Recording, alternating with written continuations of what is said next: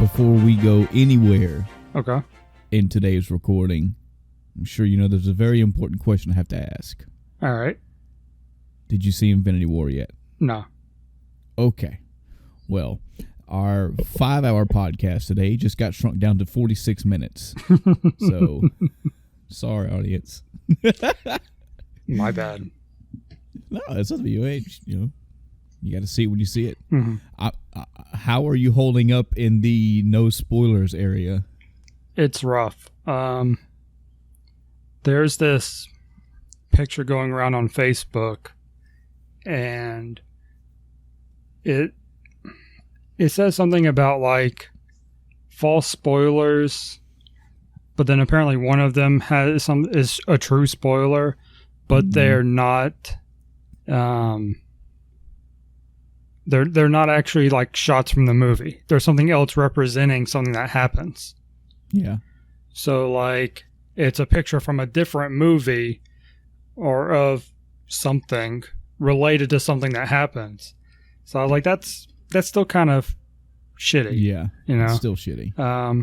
And I saw one that flat out, it was like, look at all these spoilers, and 3 of the 4 frames were spoilers from Cars.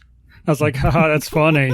And then I got to the 4th panel, and I don't know if it's accurate or not, but it might be a spoiler. Yeah. So I'm like, Yeah. this is not cool.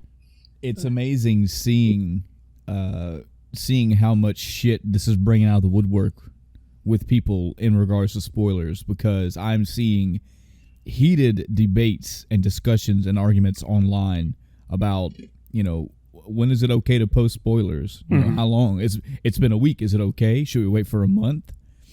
And I got to tell you, it's like, this is a fucking topic in and of itself, but I mean, who's to say? Maybe the bigger the movie, the harder it gets to draw that line. I mean, it's one thing for you as a person that wants to see the movie to steer clear of potential spoilers. I get that, but the further along you go, that's asking a lot. That's a very fucking rough road to travel, because spoilers come in all shapes and sizes. They come in all types, and it's fucking rough, man. I'm seeing people, the same thing, man. I'm seeing spoilers directly with no fucking spoiler tags. I'm seeing pictures like you can tell they're fucking webcam, like or hand cam pictures of direct fucking spoiler scenes. I'm seeing, hey, this isn't really a spoiler, but actually when you read it, it actually is a spoiler. Yeah. Or, man, it's just, it's no fucking joke, man. It is a war field out there in regards to spoilers. And it's almost like people are just fucking not caring, you know? Yeah, I've mentioned before that my friends on Facebook are pretty good about not doing so. That's why when I saw the one that it was like, you know, check out these spoilers, and it's car spoilers and then one potential real one, I'm like, maybe because, you know, I'm going to have faith in my friends and go, that's not really a spoiler. You know, they're just being funny. Yeah. Otherwise, we're going to have a long talk. But it's... I try my best to do this whole fucking internet black thing, and it's just, it's not... I mean, it's not a huge deal for me. I can jump off of social media for a while. That's not a problem. And I can avert my gaze away from shit that's obviously coming on the pipeline that looks like it's going to be a spoiler. But I was reading a debate today. I think it was on, it was one of the comic book type Facebook channels I subscribe to, Facebook pages I subscribe to. Sorry. And yeah, it's like, hey, it's been after exactly 7 days to the hour, all the gloves are off. And I'm like, no, man, you can't. That's not that easy. People have lives outside of this. Oh, and then it's, you know, well, the movie's so popular. It's had so many hundreds of thousands of dollars in opening week. It's the largest opening week. Like, obviously everybody's seen it. I'm like, that's still not the thing. I mean, there are a lot of people that haven't seen it. Mm-hmm. There are people that have schedules and jobs. There may be people that are away from home. There may be people that just cannot go see the movie yet. It could be that because the movie is so sold out that nobody can get a fucking seat. Yeah, Excuse me. I know a couple theaters in my area are, I mean, they're pretty much all assigned seats or reserved seats, which is great. You know, if you buy them ahead of time, or you're lucky enough to get some good seats if you come to the box office right when it happens, because, you know, you can come basically whenever you want. Your seat's guaranteed. Yeah. However, because it is that way, it seems like a lot of theaters, instead of having, and I'm pulling a number out of my ass, instead of having 500 seats in the theater, they have like 300. Right. So limited seating. People are working Monday through Friday, and then at night it's sold because people are seeing this movie 10,000 times. Like there's too many factors for even me to say, yeah, it's been a week, it's time the gloves are off. Yeah, that's one of the reasons I don't typically watch movies like right when they come out too, because you know it's going to be packed, and dealing with those crowds, I mean, it's rarely worth it. Not saying that the movie isn't, you know, worth watching, but if I wait 2 more days or something like that, you know, maybe a week, the experience is going to be so much better because I'm not in this crowd. Yeah. There were two non-movie related things that went on when my wife and I saw this movie.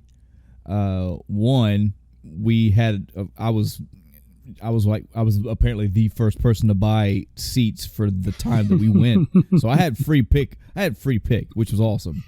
But when we got there, we had ass in seats like maybe 15 minutes before the actual movie started. Again, because we already had our seats picked out. I mean, all we had to do was show up, you know. And as time went on, I mean, and again, just random number, of the 150 seats in the theater, there was like maybe 20 people there. And I'm like, man, there ain't no way. This movie, we saw it Saturday afternoon, like 3 o'clock on a Saturday afternoon. The movie was midnight release Thursday. You know, I was like, there's no way this movie is this fucking dead already. And as people continue to pour in, there were people sitting around us, but not necessarily on our aisle. There was like 7 seats to the left of me that were just wide open. And I was like, man, there's no way. And eventually they showed up. Eventually the whole entire theater was full of people. And I said, yeah, okay, duh. The people are just, you know, again, they have their seats too. Yeah. They want to get here right on time. The second thing was, it's just going to sound like I'm an asshole, but I guess it depends on the movie, depends on the mood I'm in. Probably about 10 minutes into the movie starting, a fucking baby was crying in the front row. Jeez. Now,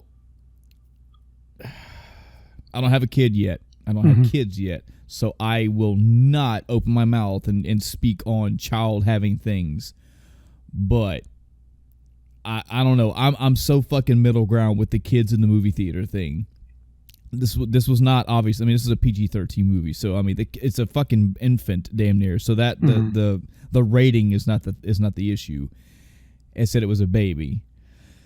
But then again, I think to myself, man, what if I had a kid and I couldn't get a babysitter? I'm gonna see this fucking movie.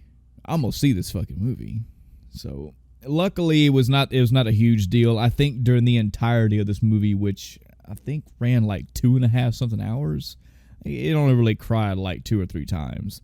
It was loud one of the times, but I think the mother just walked out with the kid. So I mean, yeah.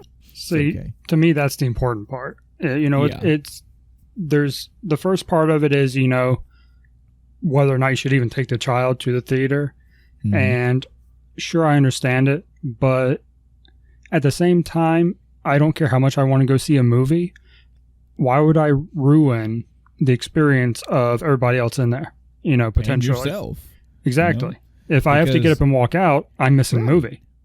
And I mean, if you're being a parent, I mean, of course, your kid's gonna come first. So you're not just going to have your kid there just wailing. They may be hungry. They may need a fucking change of diet. Who knows? There's a reason why they're crying. They could be just crying because they want to cry. And the moment that they start crying, your focus is away from Thanos on the screen. I mean, you're tending to your child. So there's no telling what you're missing out. You're missing out on fucking Wolverine showing up because your kid was crying. You know, who knows? Yeah. But like I said, go ahead.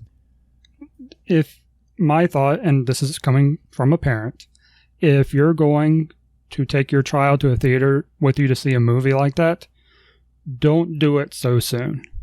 Wait until things have died down a little bit and the theater's not going to be as crowded. Yeah. So you're impacting fewer people, and instead of walking all the way out, maybe you go, to a door or something, depending on what the needs are and why the child's, making a racket in the first place. Yeah. But there's a better chance of you actually being able to enjoy the movie. It seems like the movie theater it almost should have the same warning that you get when you play video games online. It's like, just so you know, your online experience may be different than in other words, for us English-speaking fucking gamers online, hey, there are assholes that you're going to be playing against online. They're going to cheat. They're going to do dumb shit. They're going to scream and holler in the microphone. Mm-hmm. You're probably going to have some bad times. I think that happens in a theater. Luckily, the theater that me and my wife mainly go to, we haven't really had too many issues. The stuff that I hear, the horror stories, and even the stuff they put on the main screen before the movie starts of, people pulling their cell phone out.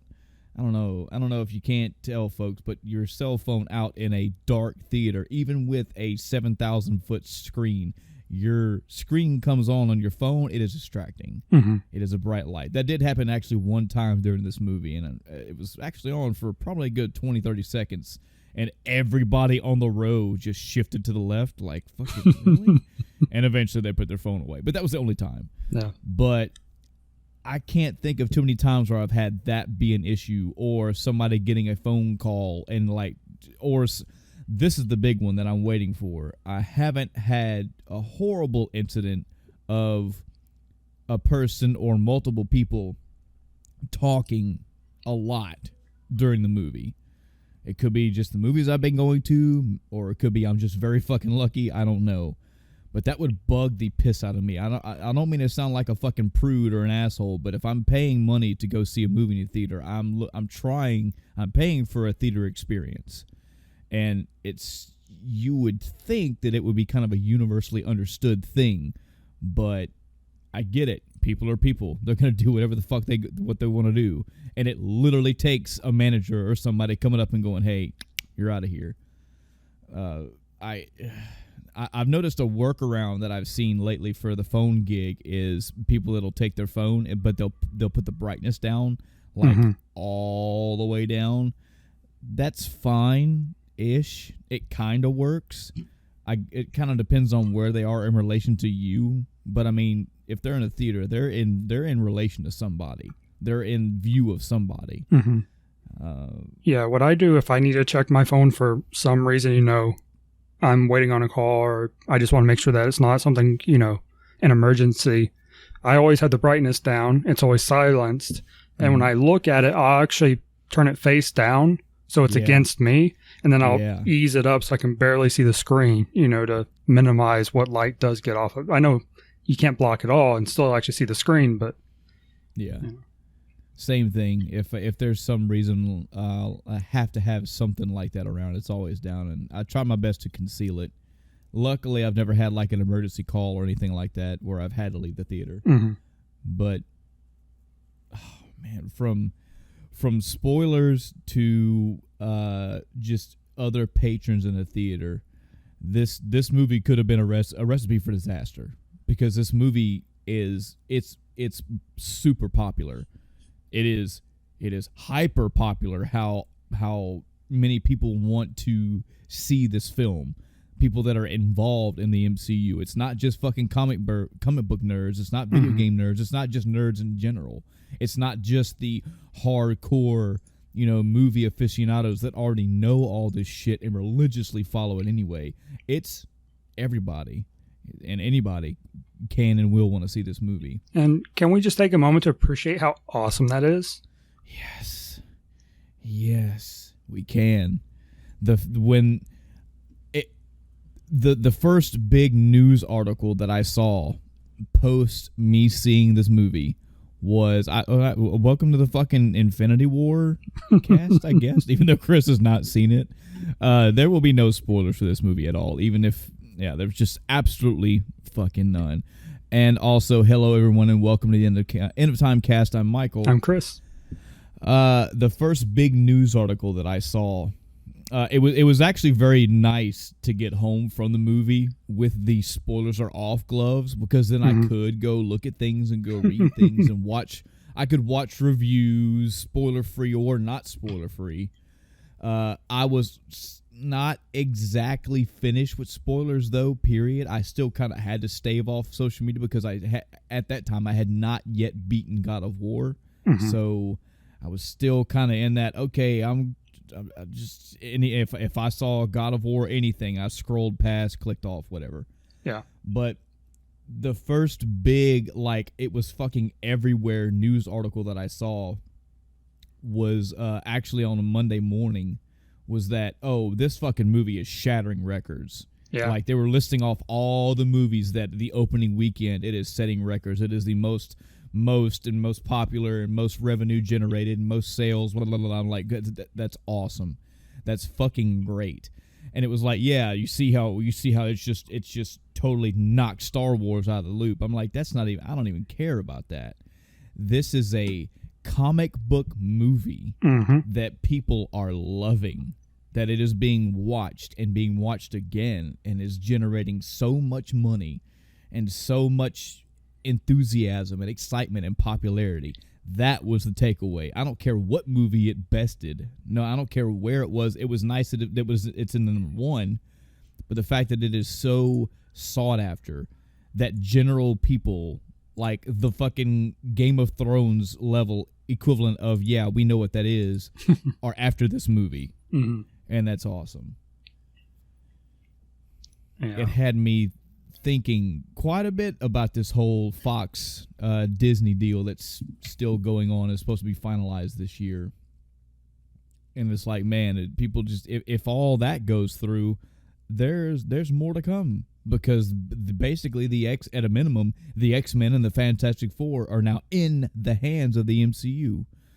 I know Chris and I talked about this a little bit last episode, but it's only going to get better. You have two camps with this. Maybe there's seven, but there's at the top there's two camps with this Fox Disney shit. It's either one, this is fucking great because all of these Marvel properties can be rejuvenated, be brought back to life, and they will be in the hands of the Marvel Cinematic Universe, which has done ungodly great things for the Avengers. So all these properties will be back in their hand. That's great. It's wonderful. Can't wait to see where they go. Or you have the other hand. Oh man, it's in Disney. You know, it's Disney is swallowing up all these properties and all these companies, and it's you don't want them all under the same roof.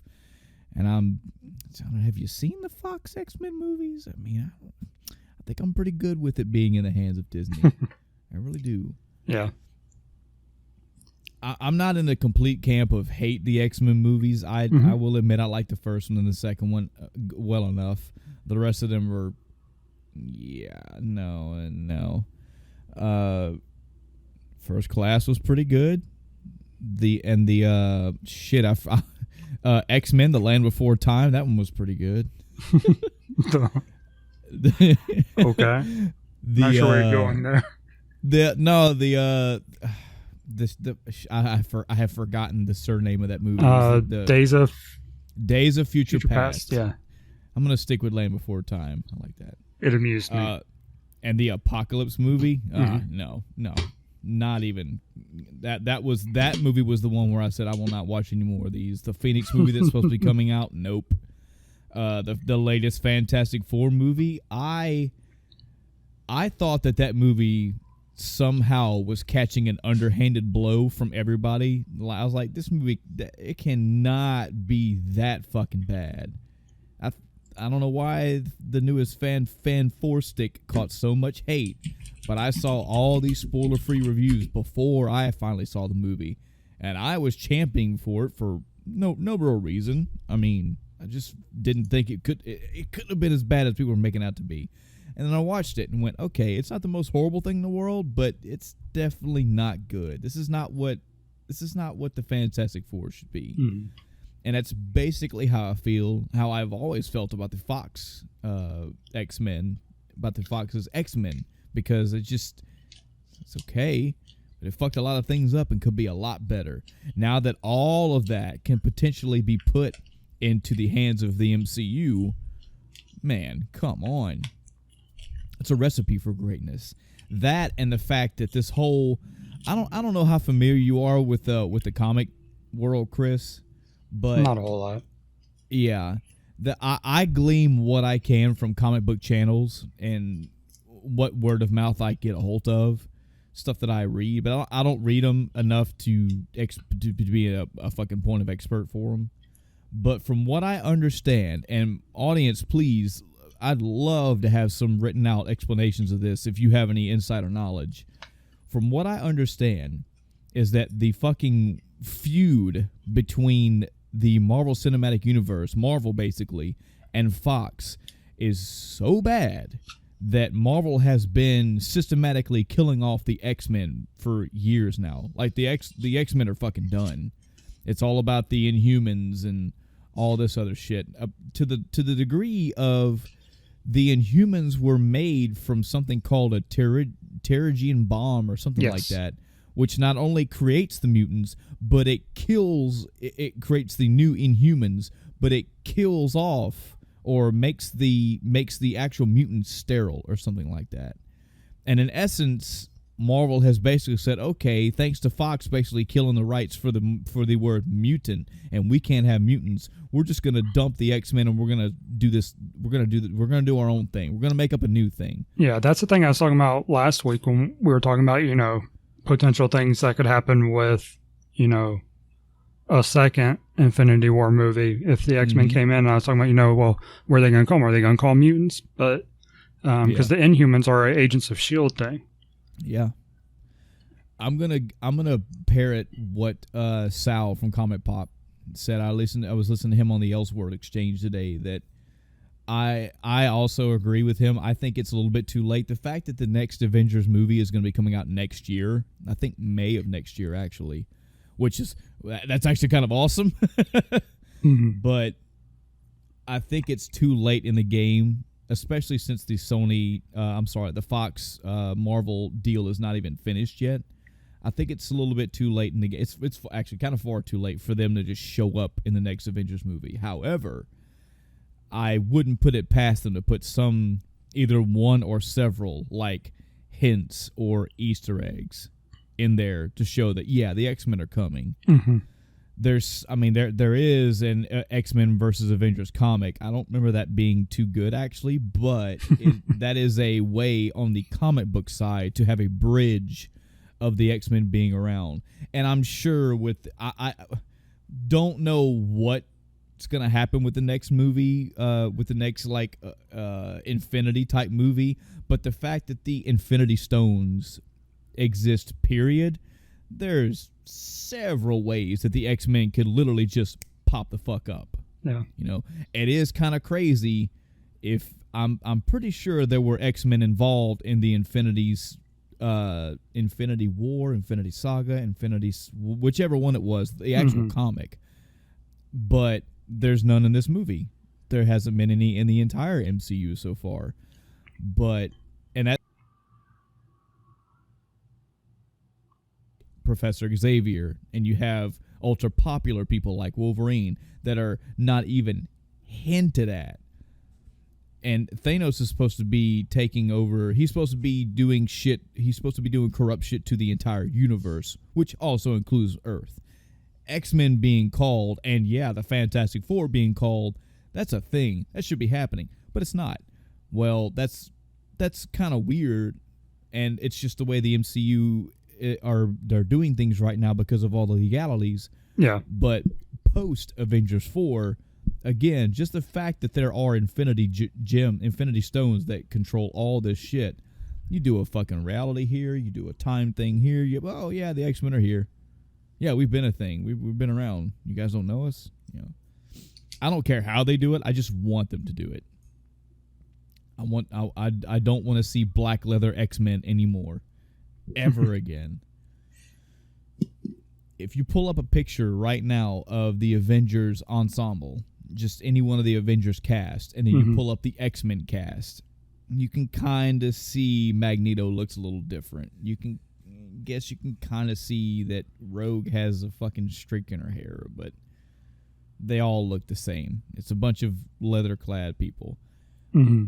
So many reasons why that was so shitty. So many reasons why it's I, as a consumer, roll my eyes when I know that this whole fucking Fox MCU shit it's a big multi-million-dollar debacle. It's all a big fucking legal jargon nonsense, but it has effectively killed off the entirety of the X-Men in the comic book world. I have never been on the X-Men, that's an old thing. They need to die. No. I get that their art and their costumes and maybe even their mannerisms, they're old 90s. I get that. But the X-Men are a fucking cornerstone. I mean, Superman was around in what, the fucking 30s, 20s, 30s, some shit. So don't give me their time is up bullshit. The X-Men are iconic. And if you don't think they're iconic, it's because you may live in a world now where the X-Men are dead and you don't know about them like you should. So them being off of the comic book world, them being out of the video game world, like the fucking Marvel's vs. Capcom 3 came out. Yeah, there's no X-Men in here. Are there going to be fucking DLC at least? Oh, well, maybe. We don't know. Like, Jesus, that fucking game was started with X-Men characters in it. Yeah, it was. The games before those were started. The X-Men versus Street Fighter. Hello. So I'm hoping for good things all the way around with that deal. I don't know the specifics. I don't remember when it's supposed to be finished. I don't know the details of the deal. All I know is what I want, and I want the X-Men to come back into the world. Period. I want them to have the same popularity that they used to have, and I definitely want them represented in the cinematic universe. It's gonna be very interesting to see how they do it. It's very interesting. I know it sounds fucking weird, and it may not. I'm so torn on how they're gonna do it just for the costumes. I mean, again, I brought this up last episode, but do you want to see like Wolverine in his fucking yellow spandex with blue underwear on the outside and the spiky boots and the fucking that large dual flap mask on the front? Yes, I do. I actually do, because I saw what they gave me so far with the other X-Men, and the best fucking Wolverine ever looks is when he don't have a costume at all. He just looks like Logan. You know, a fucking guy in a wife beater or a t-shirt and fucking blue jeans. That's about as close as Logan as they're going to get. Because when he puts a costume on, it's, guy in a leather suit, in a black leather suit with claws. I mean, that goes for him, for Cyclops, for Storm, for any of them. I'm not sure what redesign they would take, but I think they could do it. I look at the Avengers, and Iron Man looks like an Iron Man. He looks like somebody in an Iron Man suit. Thor, maybe he don't have the fucking helmet that you always see him in comics, but he looks like Thor. He has his costume. He has his hammer. Spider-Man looks like Spider-Man. Doctor Strange, my God, Doctor Strange looks like Doctor Strange. So, if the MCU has taken their, we're gonna try it. Yeah, we'll do it. Then hopefully they'll take that as well to the X-Men. Well, just in general, hope the X-Men come. Period. That's all. Yeah. I was looking for information on a timeline, but it doesn't look like there is any real information that's solid. But there was an interview with someone, and they're already working on so many movies. Oh yeah, it'll be interesting. And they're basically saying that in this quote, my interpretation of it is that they're not even considering anything, currently owned by Fox until the deal is done. So anything that's currently in production, unless it's added in at the last minute, before release, probably won't have anything to do with it. Yeah. So. Yeah. I mean, they don't even have to. It's the big question is, what if they do come back? If they do bring the X-Men, what phase are they going to introduce them into? Well, we're already into Phase 4, or we're fixing to start Phase 4. One of the two. I'd have to look at it again to get it. But they can start their own. It could be Phase 6 for all I care. Sure. As long as they get the same.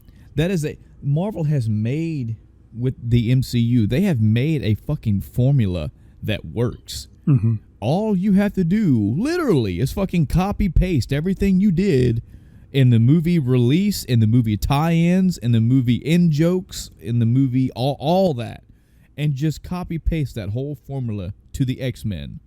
Logan gets 3 movies. Fucking Cyclops gets 2-3 movies. Storm gets 2 or 3 movies, and so on. Fucking Professor Xavier gets 3 movies. Or just in general, maybe the X-Men as a whole get like team movies here and there, get introduction movies. I don't know. And then you have the big arcs that make up the X-Men movies. It can be done, and it's been proven that it will work. It's been proven that not only does through popularity, but just given the way that the MCU has done it, it generates revenue. It generates interest and popularity. People love it. As long as they treat it with the same degree, shit, yeah. Mm-hmm. The Infinity War is just another, probably the largest so far, but it's just another fucking staple in their resume. It's just another, yeah, I trust them. Yeah, I'll give it a shot. What weird movie are they going to come out with next? Okay, well, yeah, I'll try it. Sure, why not? How popular is it? Nobody knows. It's just fucking unheard of. That's okay because the MCU is doing it. Mm-hmm. Yeah, and they've got that, kind of free pass to do whatever they want at this point, and people will watch it. So they will. I won't say that they won't fail per se, even if a movie's bad. Which I don't expect from them, unless we're talking bad on a Marvel scale, which is, from our last week's conversation. Yeah. The level, the way you rate Marvel movies is different from the way you rate all the other movies, because a bad Marvel movie may be a great movie otherwise. Right. Right. So they have a lot of wiggle room at this point. Mm-hmm. And they continue to impress. Yep. So, I think like the next X-Men, listen to me fucking wishing away. The next Marvel Cinematic Universe movie to come out is going to be, so Deadpool is still an MCU film. That comes out in a month. I think it comes out May something. This month. And then the Ant-Man versus Wasp movie, which, hey, the first Ant-Man was pretty good, so I can now look at Ant-Man versus Wasp just like right now in this moment and go, okay, even if I'm vaguely interested in it, I don't think that's not going to bomb. If anything, it'll have like some misses in it. Like that's the amount of levity I give to these films. It's like, yeah, I mean, it may have some jokes that don't land, or it may have some. It has yet to be, oh man. Now again, this is from a guy that doesn't fucking pour himself into comics. It has yet to be something where, oh man, they completely deviated from the fucking comics. Oh wow, they're way. Even when they deviate to where it's inside their own universe. Yeah. There was I think it was an Easter egg film I watched. Or something. I watched some movie where it was going back through the time. Oh no, I'm so sorry. I got to give them their due proper. The D-Pad is another YouTube channel I watch, and they released a video that was basically catching up everybody on the MCU timeline up to Infinity War, and systematically, I don't know if this was their intention, but what they also did was they mentioned like every single tie-in to this movie.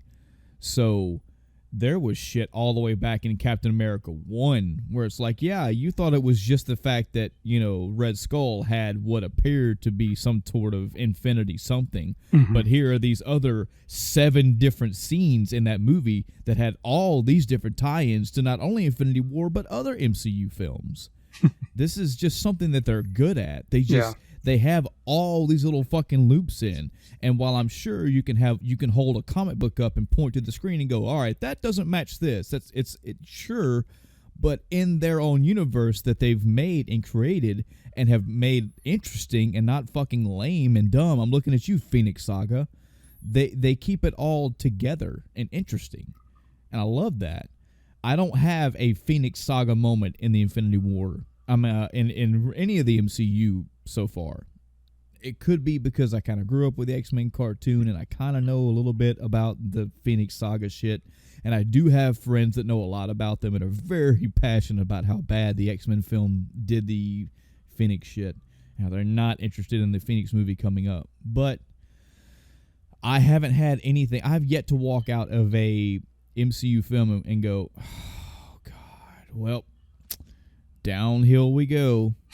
Couldn't last. And that's saying that with seeing Iron Man 2 and 3 in theaters and Thor 2. I didn't walk out of those movies going, kicking rocks, going, well, it was a good run. Mm-hmm. I just came out going, well, you know what, they could have been better. Yeah. And then they come out with something awesome that just blows your mind. So I just want to throw out that I can't do any fact checking on anything MCU related until I see Infinity War. Right. I was Googling Deadpool because I wanted to see where it fell in the timeline.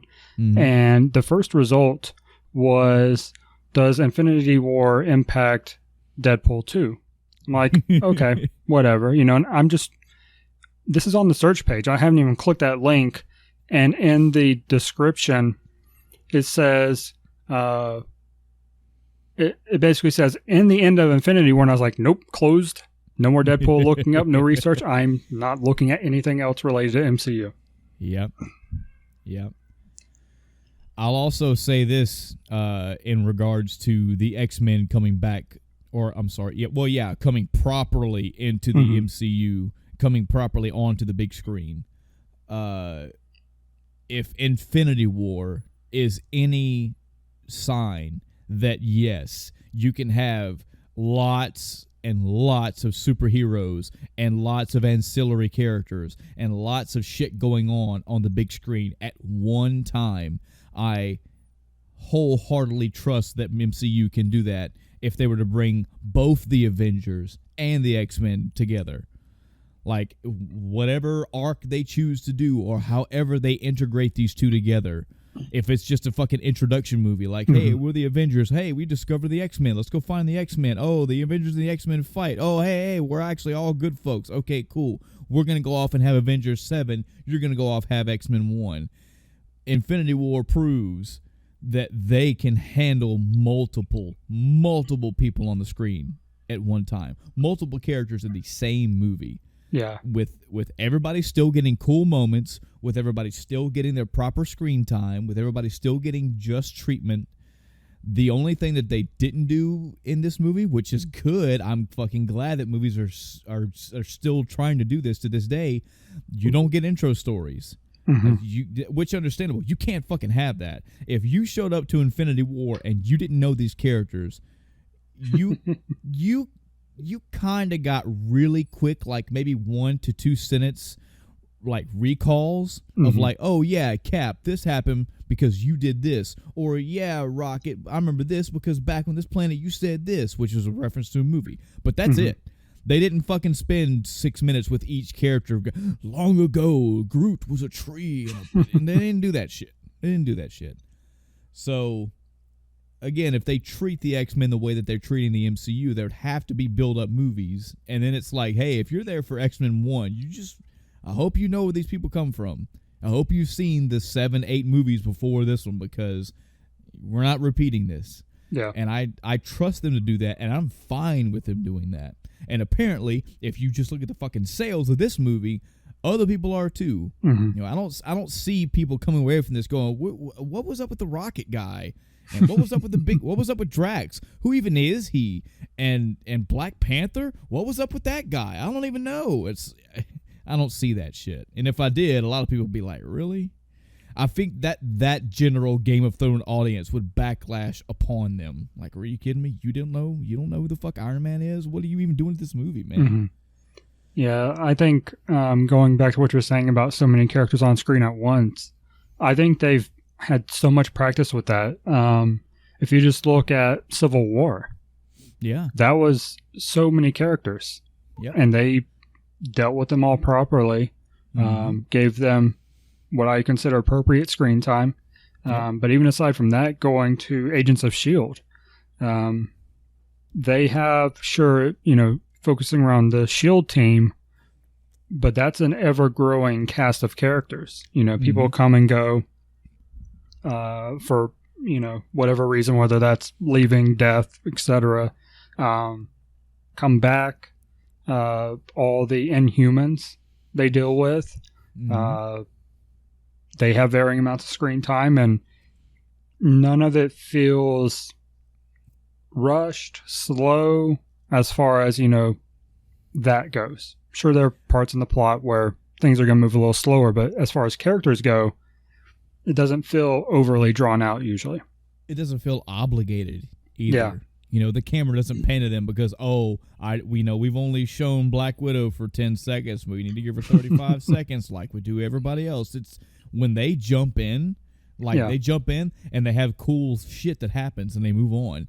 That is such an ingenious and fucking duh formula that I can't believe other people have not figured out, that other movies have not done. Like, that's all you have to do.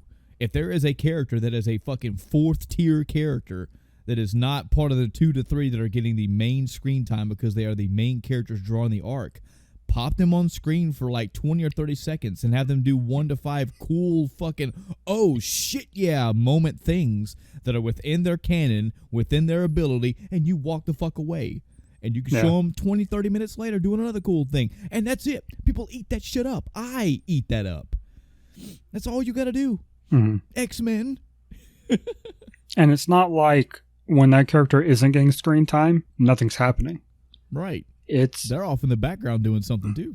Well, even what's on screen is what I'm talking about. Like you said, it's going from moment to moment, not, we're just going to waste this time. Instead of showing what this character's doing, we're just going to show you the side of a building or something. It's relevant and not boring. So, Chris, I think what we're going to do, let's get into our weeks. Okay. Since I've been talking about Infinity War, I'll go ahead and kick off with mine. I'll get my shit out of the way. We'll do some D&D stuff in the middle and end it with your week. Sound like a plan? Yep. Sound like a plan. So, first and foremost, just a continuation and just kind of capping off, really, because we've already been, we're like half an hour more into this already. But obviously, yes, my wife and I did go see Infinity War. I've been anticipating this movie for a long time.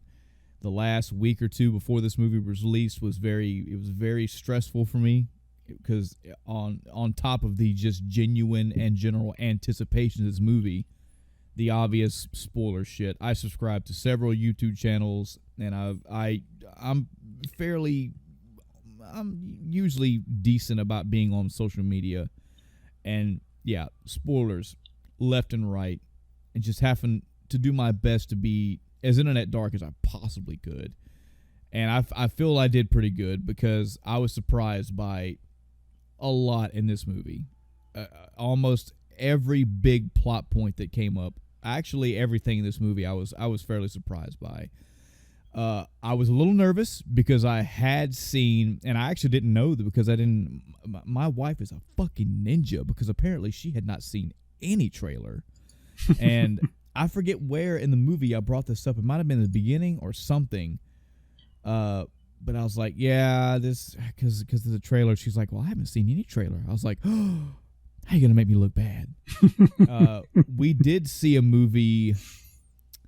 I forget what movie we saw. I actually brought this up on the podcast. But we did see a movie where they had an X-Men trailer. An Avengers trailer in it. Boy, I'm fucking all about the X-Men, ain't I? Yeah, you are. Yeah. But that was, when I saw that trailer, that was technically the third one that I had seen. And for me, with this movie, that was way, way too much. And I was extremely nervous because I know how trailers are. It's not just for movies, it's for video games too, where they love to put the key moments in. And you're like, well, I already know I'm looking for this battle. I'm looking for this story point. I'm looking for this to happen. When I saw this movie, with seeing what, if you take out the duplication scenes and everything, I probably saw about 5 minutes of the movie. The shit that I was just blown away. I didn't see anything and go, oh yeah, that part's ruined, that part's ruined. I was so engrossed by this movie, I didn't give a fuck. I remembered a few. I mouthed out loud a few of lines that did pop up in the movie, but that was like a few. I didn't walk away from it going, man, that fucking trailer ruined this fight for me, or man, this trailer ruined this story thing for me. None of that. Number one, and again, keeping this review spoiler free for you and for the audience. This movie kicks the fucking door open right from the start. When the lights go dim and the actual movie starts, it's going. It's not a fucking... Okay, the first Avengers maybe had like maybe a 3 to 4 minute build up because it was, you know, Loki showing up and then fucking around with the Tesseract and the portal and all that shit. Yeah. This movie, I've only seen it once, but I feel like this movie was kicking shit in like a minute in. 30 seconds to a minute in, just shit's popping off. Like, big fucking battles pop up right like 2 or 3 minutes in. And it's like, oh shit, we're in this. Again, this is something that these movies are great at. And other movies have been, like, you don't have to, but they've been doing it anyway. There was no build-up. There was no fucking Star Wars crawl of text. There was no narration flashback of what's been going on.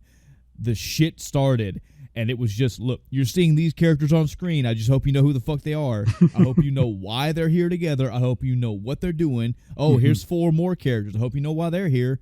Here's some brand spanking new characters that you don't even know about. No, we're not going to tell you about them. The movie itself, as it goes along, is going to drop enough hints to where you get what they are. That's how they did it. And right off the bat, the movie already had me engaged. Just right off the bat. Yes, all right, here we go. It's good. 2.5 hours later, I was fucking exhausted. In a happy way, in a good way, not in a bad way. I mean that in a fucking positive way. Just like I said about God of War, like I felt like I got my money's worth. Breath of the Wild, got my money's worth. I got my money's worth and then some out of this movie. I was entertained for hours and hours and for 2.5 hours, all the way through. All the humor hit with me, all the action hit with me, all the story points, the plot points, the way that they have portrayed Thanos. This is the big one, folks. It was worth it. In general, for people that are like, I've been waiting for this movie for a while, like everybody else, and I've seen all the Marvel films, and I know where it's at. Is this movie worth it? Yes. The step above that, okay, but Thanos is just this big fucking wall of a fucking purple monster. Do they make him worth it? Is the wait worth it in his regard? Fuck yes. They have him built as a relatable character. He's not just a fucking muscle guy. And he's not just I'm gonna kill the universe because I'm bad. There is story behind this fucking guy. The guy that you've only seen bits and pieces of throughout these films, that you have little to no knowledge of. He comes into this movie and he is built upon and is treated well and is given story, narration, roller coaster ride up and down of emotions, and the whole movie ends off and caps off and pays off. In general, again, just trying to keep this short because we've already been talking about it. In general, for me, this movie was fucking worth it. I gave it a 4.5 on my fucking Game Pro score. Really teetering on that 5. Really fucking teetering. I think once I go see it again, I can actually write down and put the few minor problems I have with it, the few things that maybe I didn't care for. But again, 2.5 hours of this movie, and I was just, yes, fuck yes. Every 5 minutes is like, oh, that was good. Oh, that was funny. Oh, that was handled right. Oh, I like that. Oh, that was good. That was funny. So on and so forth. I have nitpicks with it, but they are nitpicky. I mean, they are just completely nitpicky. This movie is up there for me with Civil War and Winter Soldier. Okay. I feel once I see Infinity War a few more times, because I think I say that because I want to give it its just deserves. I've seen Civil War like 4 or 5 times, and I've seen Winter Soldier 4 or 5 times. I've only seen Infinity War once, but and this is a totally different era from those. Winter Soldier was a lot of espionage, heated talking, kind of who do I take out movie. Civil War did have the massive fight shit, but only had it a couple times. Yeah. This one, it's like every fucking 15 minutes, there's some shit popping off. And then it ends, and then some more shit pops off. And the way that they handle that, the way that they use the characters, and just everything about this movie, I've enjoyed. 4.5 in my book. Very well worth it. Well worth the wait. I felt completely justified in waiting. I was very, very happy with how they've handled Thanos, and that includes all the story shit around it. Just definitely worth the wait. I'm going to assume that there's going to be a sequel, which was something I was trying to research this past week, was looking at. There was the last that I remember about the Infinity War movies was the timeline released 3 or 4 years ago when it showed Infinity War 1 and Infinity War 2. Yeah. And then they came out and said Infinity War 2 was gone and all of this Thanos shit was going to happen in one movie. And then they came out again and said, okay, it's going to be back to 2 movies, but the second movie is not going to be called Infinity War. So then it was the debate of whether it's going to be Thanos again at all, or if this was how they were going to introduce the Inhumans, or this is how the Avengers was going to become split up, and it was going to be a new team of Avengers. I don't know. I'm kind of assuming that there's going to be another Infinity War movie coming. Well, let me specify that the movie that's coming out May of next year is going to be Avengers Infinity War 2 or something to that degree. Just given the way this movie wrapped up and ended the way it did. Sure. But, oh man, so much good stuff. I can't wait till you see it, Chris, generally. Whenever it is, man, take your time. But we are definitely going to have some good talks about that movie when you finally see it. I hope you're impressed. I know I was. Let's see. So, gaming. I've had an interesting week of gaming. Mm-hmm. First and foremost, I went the rest of the way through God of War PS4. Potential, actually, spoilers for God of War for PlayStation 4 2018, blah, blah, blah, blah. From here on out, you've been warned. Chris, I'm sure you beat this by now. Yep. I'm sure you have. Okay. Very interesting how I'm taking this. So, for those that are wondering, I like the game. I also gave it a 4.5. I beat the game. I went around and I killed 2 Valkyries and I put the game down. Yeah, I noticed that. I put the game down for a few reasons. I'll get to those in a minute, but we got game to talk about first. Sure. So where I was last episode when this left off, I was very close to the end of the game. I didn't realize how close I was. Man, the way this fucking story wraps up is fucking crazy. So, Freya going fucking full tilt on the whole, look, we're bros, we're buddies, but that is my son, and I will protect my son. Oh, man, that had me eaten up all the way around. And I'm trying to fight Baldur, who wants to fucking fight, and she keeps stopping me, and I'm like, well, he's not going to stop, and I'm going to stop him, and then the fight stops. And, man,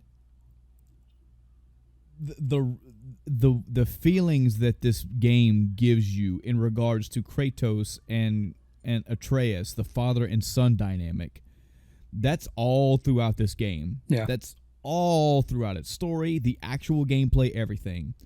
You get to the end of this game, and you have almost a rivaling equal of mother to son shit with these two. I only saw Baldur on screen for probably 10 minutes total. I fought him at the beginning of the game. There was an intermediary area where he fucked my son up, and then there was the ending. I've gathered information about him up to this point from tales that I've heard and from what I know from fighting him and what he said out of his mouth. Same thing kind of goes for Freya. I've seen Freya 2 or 3 times in this game, and I've had little dialogue and have stuff built up. So I've had their dynamics built up from them and other people.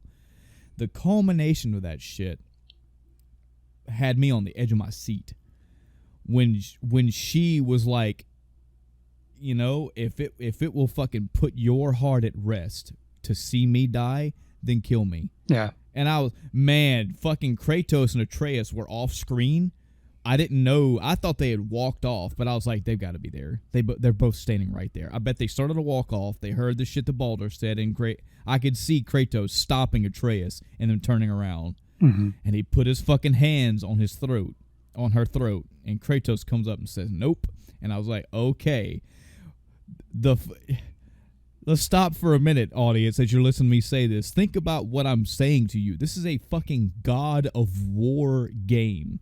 And it has emotional family, mother-son, father-son ties that are almost tear-breaking, almost tear-jerking. Very fucking strong emotional narrative ties in this game. And I was just in awe. I was like, I cannot fucking believe this company has done this for this game. Mm-hmm. The level of fucking care and storytelling and narrative they are putting into this is fucking mind-blowing, because she gave him permission. Yep. She said, as a mother to her son, that nobody else should be interfering. If it will serve you, if it will make you feel better, if it will bring you ease and put you at peace to have me dead because you think I'm the fuck up, then kill me, and I will not stop you. I will let you do it.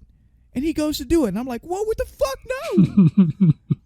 And then Kratos comes up, and there was a fucking moment where I actually said to myself, Kratos, you can't do that. I actually thought to myself for just a moment, man, that's fucking family business. You can't do that. Mm-hmm. But the fucking common sense guy in me said, of course he's going to. I'm not going to just stand here and let you kill this woman, whether you're his son or you're her son or not, whether you gave him permission or not. And he fucking puts him in a headlock, and I'm like, okay, how's this going to end? I was locked in this moment. This whole fucking fight and the whole scene, I was landlocked. How is this going to end now? Like, he's a god, but Kratos is a god killer. If he's not anything else, he's a fucking god killer. So he could, or maybe he could put him to sleep, and maybe he can talk sense into him, and him and Freya will go off and lead a different life. And then he snaps his neck. And I said, oh shit. Yeah. And it took no fucking time. Freya let out like a solid minute of fucking, I'm going to kill you. Mm-hmm. The poetic way that she describes to him the things that she will do to him, I was like, yeah, justified. And Atreus is like, bitch, he saved you. It's this whole fucking dynamic was built around these four people, and it all worked. It was all emotionally charging, and it was awesome. It was so awesome. So I progressed further in the game, and there were more revelations being dropped. Apparently, Atreus is part giant because apparently his mother was part giant. And she hid stuff from him and from Kratos this whole time. It had all these machinations in work. And Kratos taking off the bandages and letting them fly in that cinematic view, showing the scars and everything. Mm-hmm. And then the game ended. Yeah. And the credits started rolling. And I said, oh, game, no. You can't fucking. I was a spoiled fucking child when those credits started rolling. Because my mouth was open. I was shaking my head, but I wasn't mad. I wasn't mad because I thought the game ended in a shit way. I was mad because fuck you. You know I want more. You know fucking well there is so much more to tell. This was nobody knew that this was supposed to be a prequel. I didn't. I just knew it was going to be a good God of War game. And in my naive mind, I think this game start to finish took 5 years to build. I thought that, I was like, as I was playing through the game, seeing the amount of story, the amount of narration, the graphics, the amount of mechanics they put in, all this stuff. I said, man, there's no way. They can't make this into a fucking trilogy. I felt like they kind of pumped a Final Fantasy out. I felt like they had put all their assets into one basket. How fucking stupid was I? Because no, there's going to be more coming. There has to be more coming because there are so many more questions to answer. But that's the pouting kid in me saying that. The adult that just got through God of War said, but they ended that game exactly how they should have. That game starts out with, hey, my mom's dead. Hey, my wife, or I don't even know. Do they ever actually say if they were married? I don't know if they were actually married. I believe so. I'm gonna say yes, just for argument's sake, that this wife was dead, this mother was dead. They have cremated her, and it's almost like fucking Breath of the Wild. There is a goal there the whole time that you are working around to get to. The goal is we have to take these ashes to the highest peak and lay them out in the wind to rest.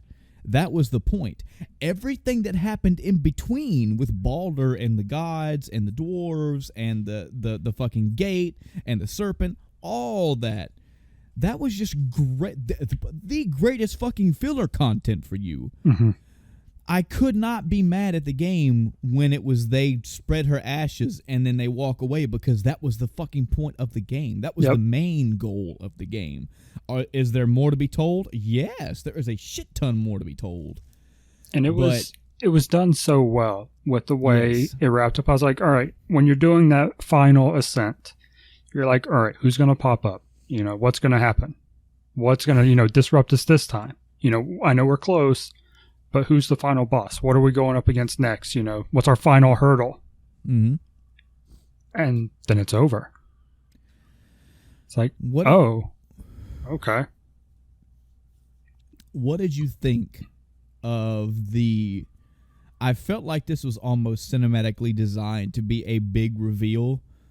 What did you think of the reveal that Atreus is apparently Loki? How did that hit you? I thought it very strange, but yeah, I thought about it further and I was like, but it all depends on what you're basing it on. If you're basing it on the Thor and Loki from MCU, it's going to seem odd. Yeah. But that's not necessarily how the mythology goes. It isn't, no. So it's like, well, when you put the MCU out of your mind, and then, okay, got it, part giant, that's there. The mother's name, or giantess name, is there. It's like, very well. Okay, fits. Yeah, it all fits. I feel I don't know. This was kind of one of the things that led me into the 4.5 rating for myself. Was that, and maybe I'll learn more going through a subsequent playthrough. But I feel like, given all the side content that I did, all the extra shit that I did, all the stories that were told, all the back and forth between Atreus and Kratos, between Atreus and Mimir, all the dwarf talking, like I felt like the game did a very good job pacing-wise and amount of content in delivering the game's story to me over time. I didn't have to fucking pull up some document, even though there were documents. I didn't have to pull up, a 20-page document and read, oh, this is where, the serpent came from. Oh, this is where Mimir came from. Okay. But I feel, again, only through my first playthrough, that even given everything I was told, when that bomb was dropped, oh yeah, they used to call me by my other name, Loki. I was like, I feel like that should hit me. I feel like that should have a huge impact on me. I feel like I should be like, what? But I was like, I don't get that. What does that mean? Like, what does that mean to Kratos? What does that mean to his mother? Like, what does that mean to everybody else? What is Loki in this universe? Because I've heard Thor talked about quite often. Yeah. I've heard Baldur. I've seen Baldur. I've had the serpent talked about. I've had all these things talked about. I don't really remember Loki being mentioned. It wasn't. Much. It wasn't mentioned until that point. And I think that was intentional. I think that's going to be addressed in the next game. I hope so. Because if you think about the mythology behind Thor and Loki, aside from MCU, and even considering MCU, if you want to think of their origin, it kind of gives me an idea of what's going to happen in the next game. Yeah. Or maybe some future revelation, alternate universe type thing. I think you've missed something, and I want you to do something for me. Because if you haven't done this, I want you to turn on your PS4 and actually do this right now. Have you not seen the sort of secret thing? Okay, you have. And that's something else I want to talk about. I love how they did that. So because you hadn't mentioned it. Yeah. So this is where I'm going to tie into my, because I know the big question right off the bat is, whoa, y'all just blazed this movie last episode, and now you're telling me you just dropped it? Mr. 300 and something hours in the Breath of the Wild, you just dropped this game? I didn't drop it in a mean way. I'll explain why I have stopped playing it. I like the way that they handled that at the end of the game. It's been tried and it's been something they've done throughout this whole game period. Is they subtly hint at what you could and should do. When I beat the game and was out on the boat, it was like, well, what can we do now? And Mimir or somebody was, I think Mimir was like, well, you could just go travel the world. Sure, there's lots of other places you haven't seen yet. You can go do this thing. You can go do this thing. Heck, you could even go home if you want to. There's all sorts of things you could do. When he said go home again, that triggered something. I said, wait a minute. Aside from the only time that I've been back home was for that oh fuck yes moment, that 10 out of 10 game of the year moment for me with the fucking blades. I said, you know what? I bet money if I'm right, the way they've been doing this is hey, just a little nudge. You probably want to do this. Maybe I should go home. Let's go home and see what happens. So I went around. First thing I did was island hop.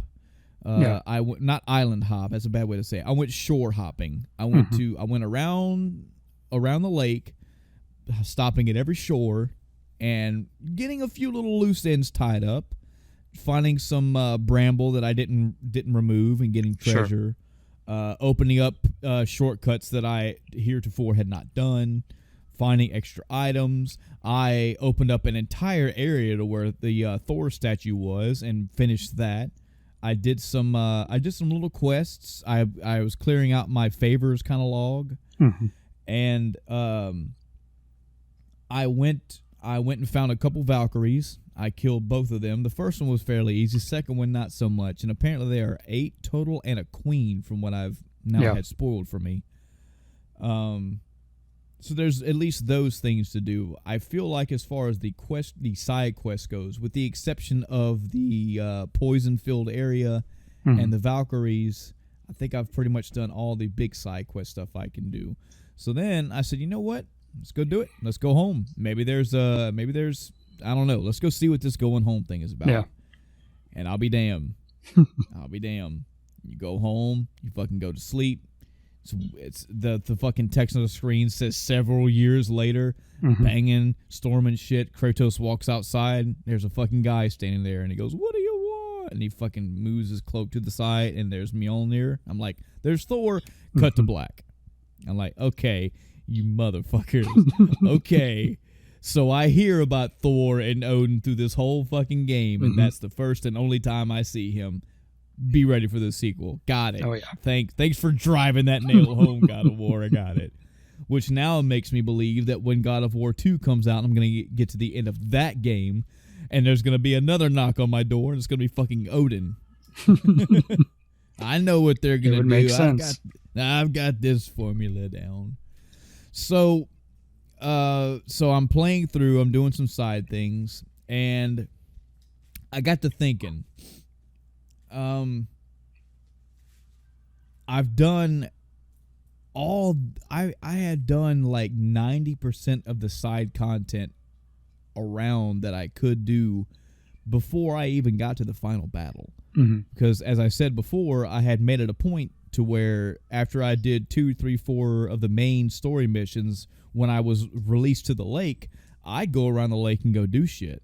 Sure. Almost every time the water got lowered, I was going around again and doing more shit. And again, I love how they do that. I think it was a very, very cool, narratively driven, yet video game obvious way of let's add more content to these areas. Is lowering the water so you can access shit more. When I went to go do the last bit of tie-ups, I had already done so much of it. Like there were literally, there was very little for me to do. Very little. And again, aside from the Valkyries and the poison area, that's it. And I got to thinking, well, okay, if I beat the Valkyries and then I beat the last one, aside from the actual holy fuck breaker controller difficulty, and if I do all the poison areas and kill those fucking tears and kill all those enemies and unlock all those chests, there's nothing for me. There is no ruby weapon, emerald weapon situation. There's no more bosses. There's nothing else for me to get either side content or story, mainly story stuff from. I have all the story content that I can ingest right now, and there's nothing else I really want to know about. So I said, you know what? I'm feeling pretty good. I came home one evening from dinner. I think it was it might have been Avengers Infinity War, I forget. But we came home, and I picked up a fucking $50. I said, all right, I'm going to flip this coin. This is how comfortable I feel with this game right now. This is how well satisfied and well fed and just generally just very fucking good I feel about this game. I'm going to flip this fucking coin. And heads, I'm going to keep playing this game. Actually, no, heads, I'm going to start a new game, and I'm going to bump the difficulty up and go through the whole game again on a higher difficulty and do everything in the game. Or B, I'm going to comfortably put the game down for now for an indefinite amount of time and go start something else. Because, again, my backlog is very big. Huge fucking backlog. And the new game lost out to going to playing something else. And, again, because I've already done everything that I can possibly do story-wise in the game, the extra stuff that I can do, if I go back and play this game, I know when and where and how far I should take that content before I get to the end of the game with shit left over. Because, yes, there is shit to do after the game, but that's a big asterisk. That's if you haven't already been doing it, which I already had. They were making it sound like, yeah, there's all kind of ports you can go to and all kind of areas you can unlock. And I'm like, dude, I've been doing that. I have been all over that every opportunity. Not out of necessity, not out of I need to go around and get more treasure or more gold or get better armor because I'm sucking, but because there's more shit to unlock. I want to go explore more. I want to go find more shortcuts and go use these items and unlock things and just explore. So when they gave me the option at the end of the game, they presented it in a, hey, the game's wide open now. And I'm like, dude, the game's been wide open. I've been all over this place. I'm sure there's going to be, well, I'm not sure. I don't have anything factual in front of me, but I still have a feeling that there is DLC coming. I think there are still areas, even at the end of the game, that specifically tell you that, hey, Odin has locked this area. You can't get to here. I have a feeling that's how DLC is going to be handled, but I don't know. I think the one thing with the areas being locked, I don't think there are a couple of them that could be used for DLC, but I think it would more likely be in areas we already have, because I think we're going to see that same map in the next game maybe. Yeah. And those areas are going to be relevant. Yeah. You know, or they may be the goal or whatever else it may be, you know. I think Helheim is a good example. That is a place that has I feel like it had foreshadowing and hints in it that they have not been fully explored. Number one, you did see Zeus there in a ghost kind of cloudy form, true enough, but he's there, or at least something of him is there. And there was a hint of Kratos wanting to go handle that business. There was also, if you remember, Chris, some big fucking bird in the background. Yeah, I was waiting for that to be relevant, and it never was. I was waiting for that thing to fucking throw its wings up and head my way, and that was going to be an epic fucking climb on the bird vulture boss battle, and it didn't happen. And I was like, man, this game is very, very good at having lots of detail and having shit that's just inconsequential, but it's just there to be flavor and there to be coloring. But the camera keeps putting that in view. The camera kept locking or gravitating to where I could always see that thing. I'm like, all right, I see it. I see it there. When is it going to happen? And nothing happened. All right, well, future content. Got it. But at the end of the day, with this game, I still hold everything that I said true. I had a fucking blast with this game. Absolutely love it. Yeah. I still feel like the purchase was worth it. I still feel like it is worth somebody buying a PS4. I think all the story wrapped up very well. All the action was spot fucking on. It's just the side content's there if you want it. The extra challenges are there if you want it. It's all this was a video game package for people that want to know what it's like in this world. This was a Hallmark representation. And again, if you didn't like, because this is also something I've noticed, a lot of the God of War naysayers are coming out of the woodwork, and understandable. This game is so fucking different than the original trilogy. It is beyond a doubt. It is so far removed, but they hint back to things that happened in the previous game, not in a, hey, you should have played this to know, more of a, we're going to use that as a vehicle. I did play through the original trilogy before this one, and now that I beat the game, did I have to? No, because the game itself gives enough of its narrative and gives it in its own way to where it all made sense. Here's the kicker, though. This is something that's it's kind of weird. The Kratos killed his wife and daughter in the original game. When that revelation came out in this game where he was like, I got to tell you something, I was like, here we go. He's going to spill it. And he goes, I killed my father. Now, that's relevant in this game. Yes, because there was the story of the son killing the father and all that side quest shit and all the shit that happened main story. And he's like, I wouldn't do that. And of course, they had to bring that back up in this main plot point when he says, hey, just so you know, I killed my father. And I was like, okay, Kratos, go on, because there's more here to tell. You did kill Zeus. You also killed your wife and your daughter in a bloody fucking rampage. And he never dropped that. He has not dropped that yet. Now, I don't know if that's something he's going to reveal. If it's going to be some big fucking breaking thing in the next game between those two. But I was like, yeah, you dropped a bomb, but you didn't drop the big one. That's not the fucking... That is a bomb. It's not the I killed my wife and child bomb. In any event, all I was trying to say was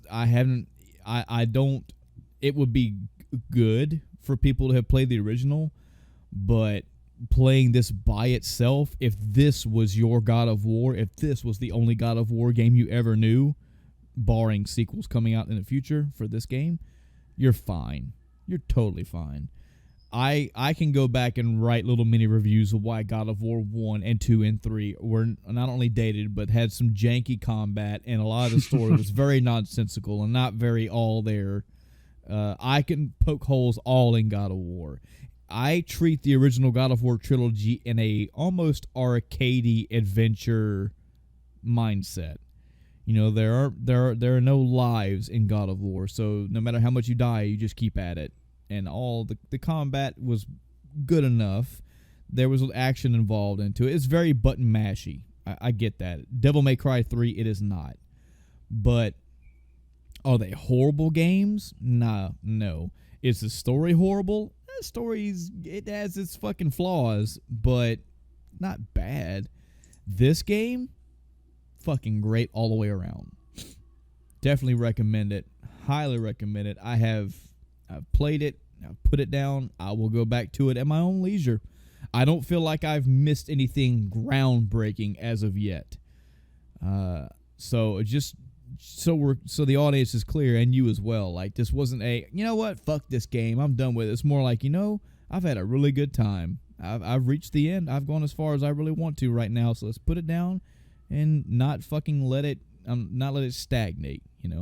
I was kind of sort of getting into that grinding mentality, especially after going through all the trials in the I forget the name of the fucking area, and also kind of grindy going through killing the Valkyries again, because aside from challenge, there's nothing more the story can give for me. Yeah. I eagerly await the sequels that I know got to be coming. They've got to be coming. But for now, I'm good. I'm good with God of War. That being said, to end my weeks before D&D talk, I got into my usual turmoil. I brought this up to Chris before. It's happened several times in my life, where I played a game for probably half an hour, put it down. I started a new game, played it for about a half an hour, put it down. New game, put it down. New game, put it down. I've actually forgotten all the ones that I ran through in very quick succession. The one that I have stayed with right now, I've gone back to playing Nioh, which is the Steam, the PC game in the realm of Dark Souls. Took me a minute because I was about an hour through that game and stopped playing it. I forget how many months ago, so it took me just a little bit to get back into it. And that's the one I'm working on now. I did play Shovel Knight for a couple days. I got all the way to the end where it basically is the typical Mega Man style boss rush mode, and I put that down for a minute. I forget other ones I played The Mummy Demastered for probably about a day and a half, 2 days. What is that? The Mummy Demastered is a Metroidvania style game. It's apparent that the game was released around the time of the newest Mummy movie, the one with Tom Cruise, that apparently is very horrible. Should have no reflection on this game, because if this game is taken just how it is, it's just a fucking Metroidvania game that has a mummy style fantasy spin to it. Mm-hmm. Very good. I got to a point where I was backtracking 3 to 4 times and I couldn't figure out where to go, and I put that down for a minute. And I don't know why, it just Nioh just came in my mind. I was like, oh shit, yeah, I was working on that game long time ago, before I forget what came out. I think before Monster Hunter, before Persona 5, before God of War. So I need to get back to that. So I may be one of those situations again where I'm working on 2 to 3 games at one time. But my God of War is good for now. God of War is put away. And I'm mainly playing Nioh as of right now. So, good stuff. I think as far as movies, games, that's pretty much it for my week. Some Critical Role talk. Okay. I did finish the first campaign. Excellent. Yeah. I had psyched myself out big time. I thought there were 114 episodes. So when 15 rolled around, I was like, oh, fuck. I forgot about it. I don't know how I fucked that up in my mind, but I did. I was making my way through, halfway through episode 13. I was like, it's about to end. It's about to be over. And then as 14 kept going on, I'm looking at the time, and I'm like, no, there's no way. Unless they die. Are they going to die? Is that how he's going to end it? And I was like, oh, no, there's a whole nother episode. Yeah, good time. If I'm being completely honest, I actually prefer the Chroma Arcade, the Chroma Conclave arc. Yes, to the later arc period, but all around entertained, had a good time. I started campaign 2. Okay. I made it halfway through the first episode and I stopped. I'm very peculiar about things. This is whole new. The intro was new. They've made all new characters. This is a new world, it seems. And I was getting that, too much has changed. I'm not ready for it yet. I'm not ready for campaign 2 yet. I'm not ready for it yet. And I have everything. Go ahead. It's a little bit in the future based in Wildemount, an area they never went in Campaign 1. Yeah. So it's the same world, and there are things that carry over that impact it, but yeah. Yeah. So it's not a negative thing at all. This is just a me thing. There's too much different right now. I've went through 115 episodes of this campaign from start to finish. I have at breakneck speed been watching all of Campaign 1 back to fucking back. I'm saturated. My belly's full with Critical Role. I've come to a good ending with Campaign 1. I'm good for now. When will I start Campaign 2 legitimately? I don't know. Maybe I never will. Who knows? But right now I'm good. I'm really good. I enjoyed Campaign 1. That fucking the model that he built for the last fight, that was fucking cool. Yeah. How it was just a general standard fucking platform, and then it got sundered, and it was... Yeah. The whole last fight period was nail-biting, which a lot of their fights have been. But I enjoyed it. I finished Campaign 1. There may be a point where I think you said they have like a wrap-up episode. Or I may go watch some extra material stuff right now. But as far as Campaign 2, I'm good. Yeah. And then Chris, go ahead. I've been debating on stopping my watching of Campaign 2. Just letting it build? Yeah, because it's not that I don't want to watch. It's just that I get tired of waiting week by week. Yeah. So part of me wants to just move on and just not worry about it and then come back, in 6 months maybe. And then watch it all and get caught up and then wait again and come back to it. Right. Totally understandable. And that fits totally with me again, it's the reason why I stopped watching TV and TV shows. I'm not a good waiter. I'm not that good at waiting. I do have a shit ton of stuff to ingest on a daily basis now, so it's not really like I'm waiting, but still, Critical Role it's a campaign. It's start to finish. Yeah. So that's my Critical Role talk. I enjoyed it. And then I played some D&D myself. Yes, we did. Yep. What'd you think of the session? I felt like this was another session that went fairly well. Mm-hmm. There was it was a little bit slightly in anticipation as far as the road we were traveling on. For the audience, just to catch you up to speed, we went to go pick up a reward for some enemies we killed. And we were tasked with taking a message to some main capital city, and it was a several-day journey. We were going to stop halfway, get some horses, and blah blah blah, move on. And those 3 days in initial, I was like, some shit's about to go down. I was like, I imagine that we didn't fight shit because of rolls or something, but I was like, of course, on the third night, my watch, I hear some fucking rustling or in some bushes, and I was like, yep. Here we go. No, it's just a boar. Yeah, I have a couple reasons for doing it like I did, and talk away, please. Your choice to ignore the boar caused certain things maybe from happening. Who knows how the boar would have reacted? What else would have happened after that, if anything? So I basically left it up to what your choice was. And I feel it's cliche a bit to, oh, hey, you're on the road. As soon as you leave town, you get attacked. But that doesn't necessarily go well in this current area you're in. It is not in general. And I tried to kind of point this out when I was giving some description to you guys, that these roads are major roads. They are patrolled. They are maintained. These are considered, basically safe travel. And there are several of them that lead straight to the capital. The capital is the center of everything. And to have things just go bonkers on the road didn't necessarily make sense. And didn't really tie into what I wanted to happen. I will say that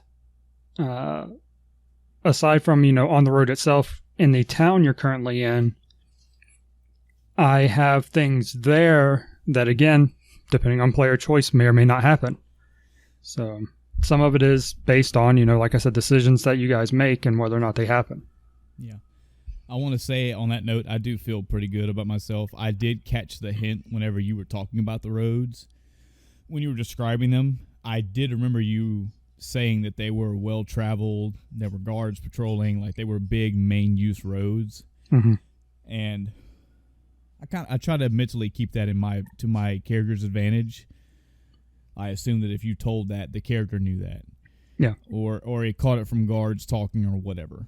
So when I heard the rustling in the bushes, I was like, again, that's actually what I thought. I'm like, man, it'd be very fucking cliche if we get jumped by bandits or something, because of course we would.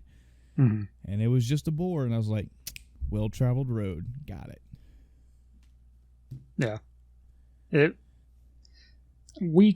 I actually wasn't sure if the group would make it to the town or not in that session.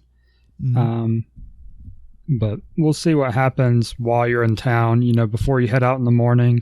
Yeah. If anything else happens as far as, the group make a do if I have something going on in the area that I'm hoping the party will stumble across, but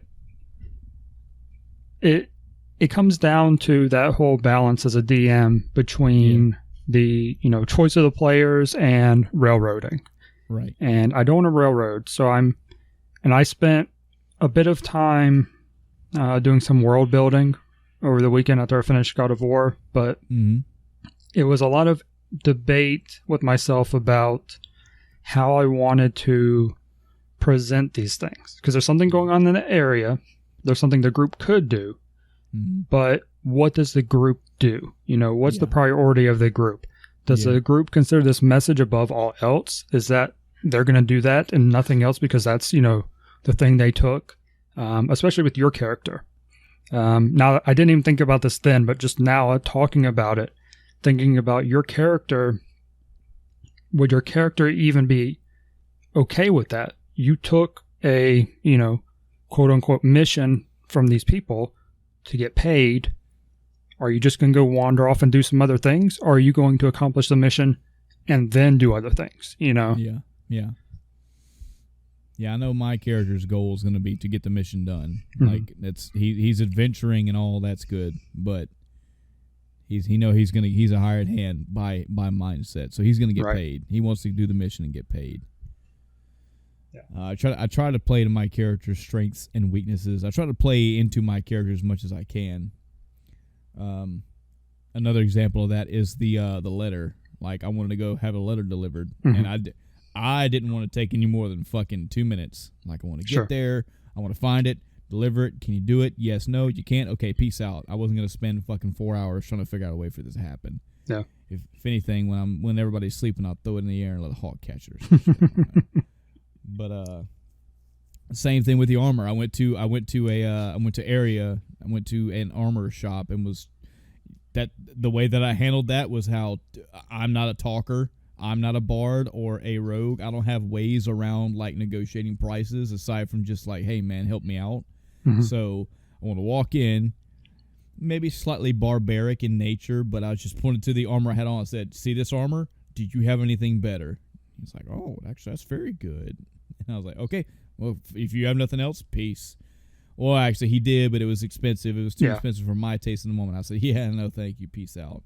I could go grab the rogue and bring him back with me, or the bard or somebody, and be like, hey, why don't you talk him down for me? But I didn't want to make it take too much time. Now, then we found out a clerical error that apparently I had the wrong type of armor on, which... Oh, man, I don't know how I let that slide because I would not give myself something with a disadvantage roll all the time. Fuck that. Yeah. But we got it straightened out. I know I brought that up when we were talking about it, but I don't know why we ended up sticking with it. Yeah, me either. I remember us talking about all the things in detail of why we were picking the skills we were picking, all that. There was a reason why we picked the male that we did, but I don't remember. Either way, it's all worked out, all straightened out. Yeah. In general, how do you feel? You feel it went good? Yeah, overall, it's, again, one of those where it's a little disappointing when a session goes by and nothing, combat related happens, but it's just really not the style of the game we're playing at this point. It's the build up. It's the,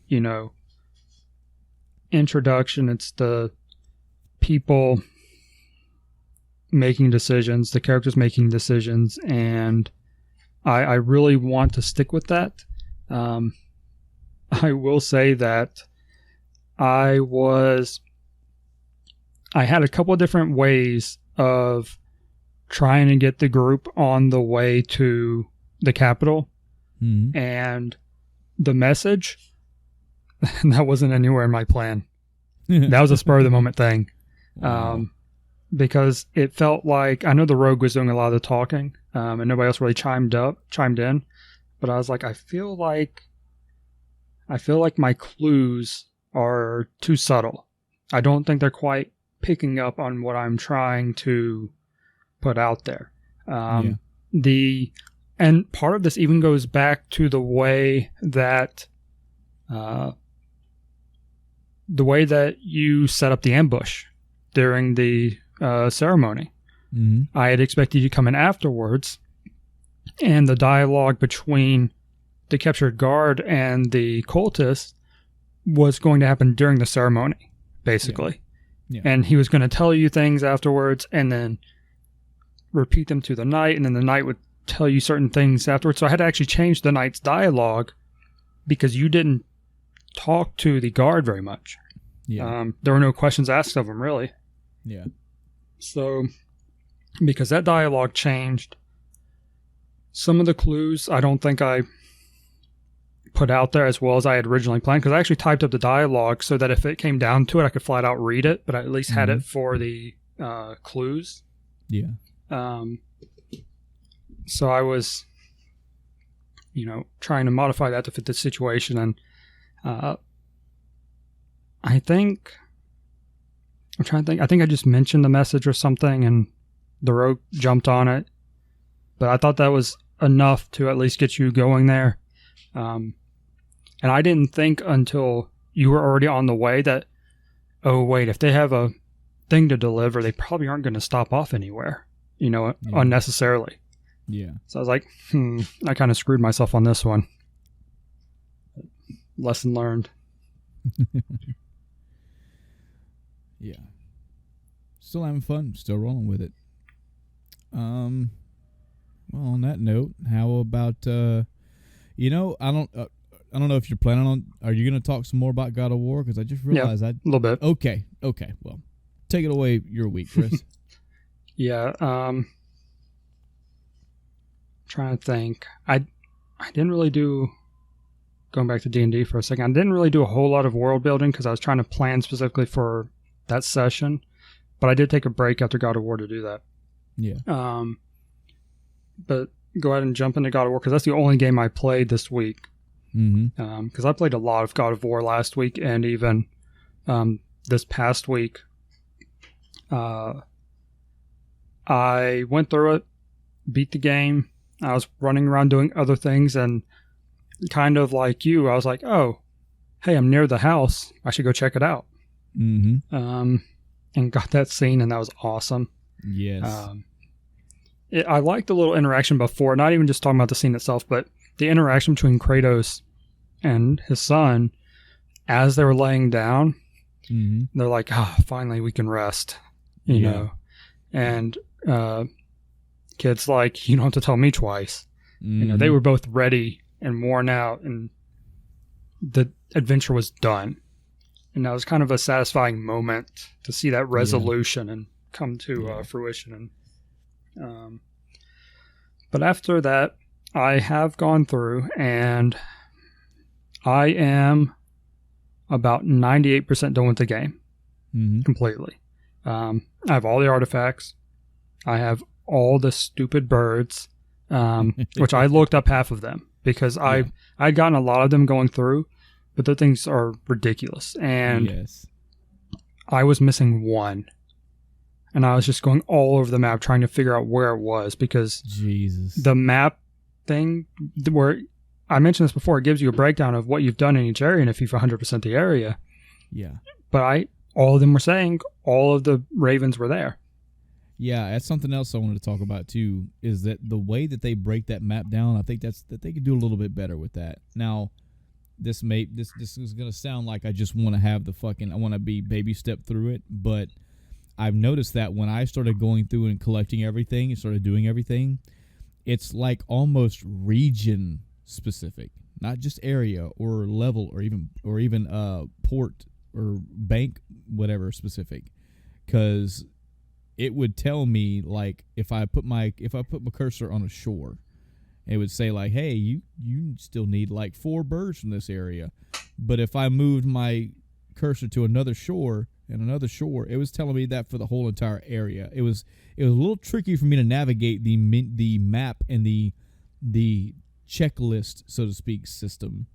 I feel like if they would flesh that out more, especially post game, like if not doing it in the game, I get that. But post game, make it a little bit easier for me to see what areas I need to do shit in to save me the hassle of having to look everywhere or even look up a guide or something. I think the biggest issue with the map system as it is now is that what you hover over may not necessarily be the area that you're hovering over. Yeah. The icons are either at the edge, or because it snaps to an icon, it's actually over another area or something like that, and you're getting the information for a different area, and that's kind of what was messing me up. Yeah. With the one I was missing.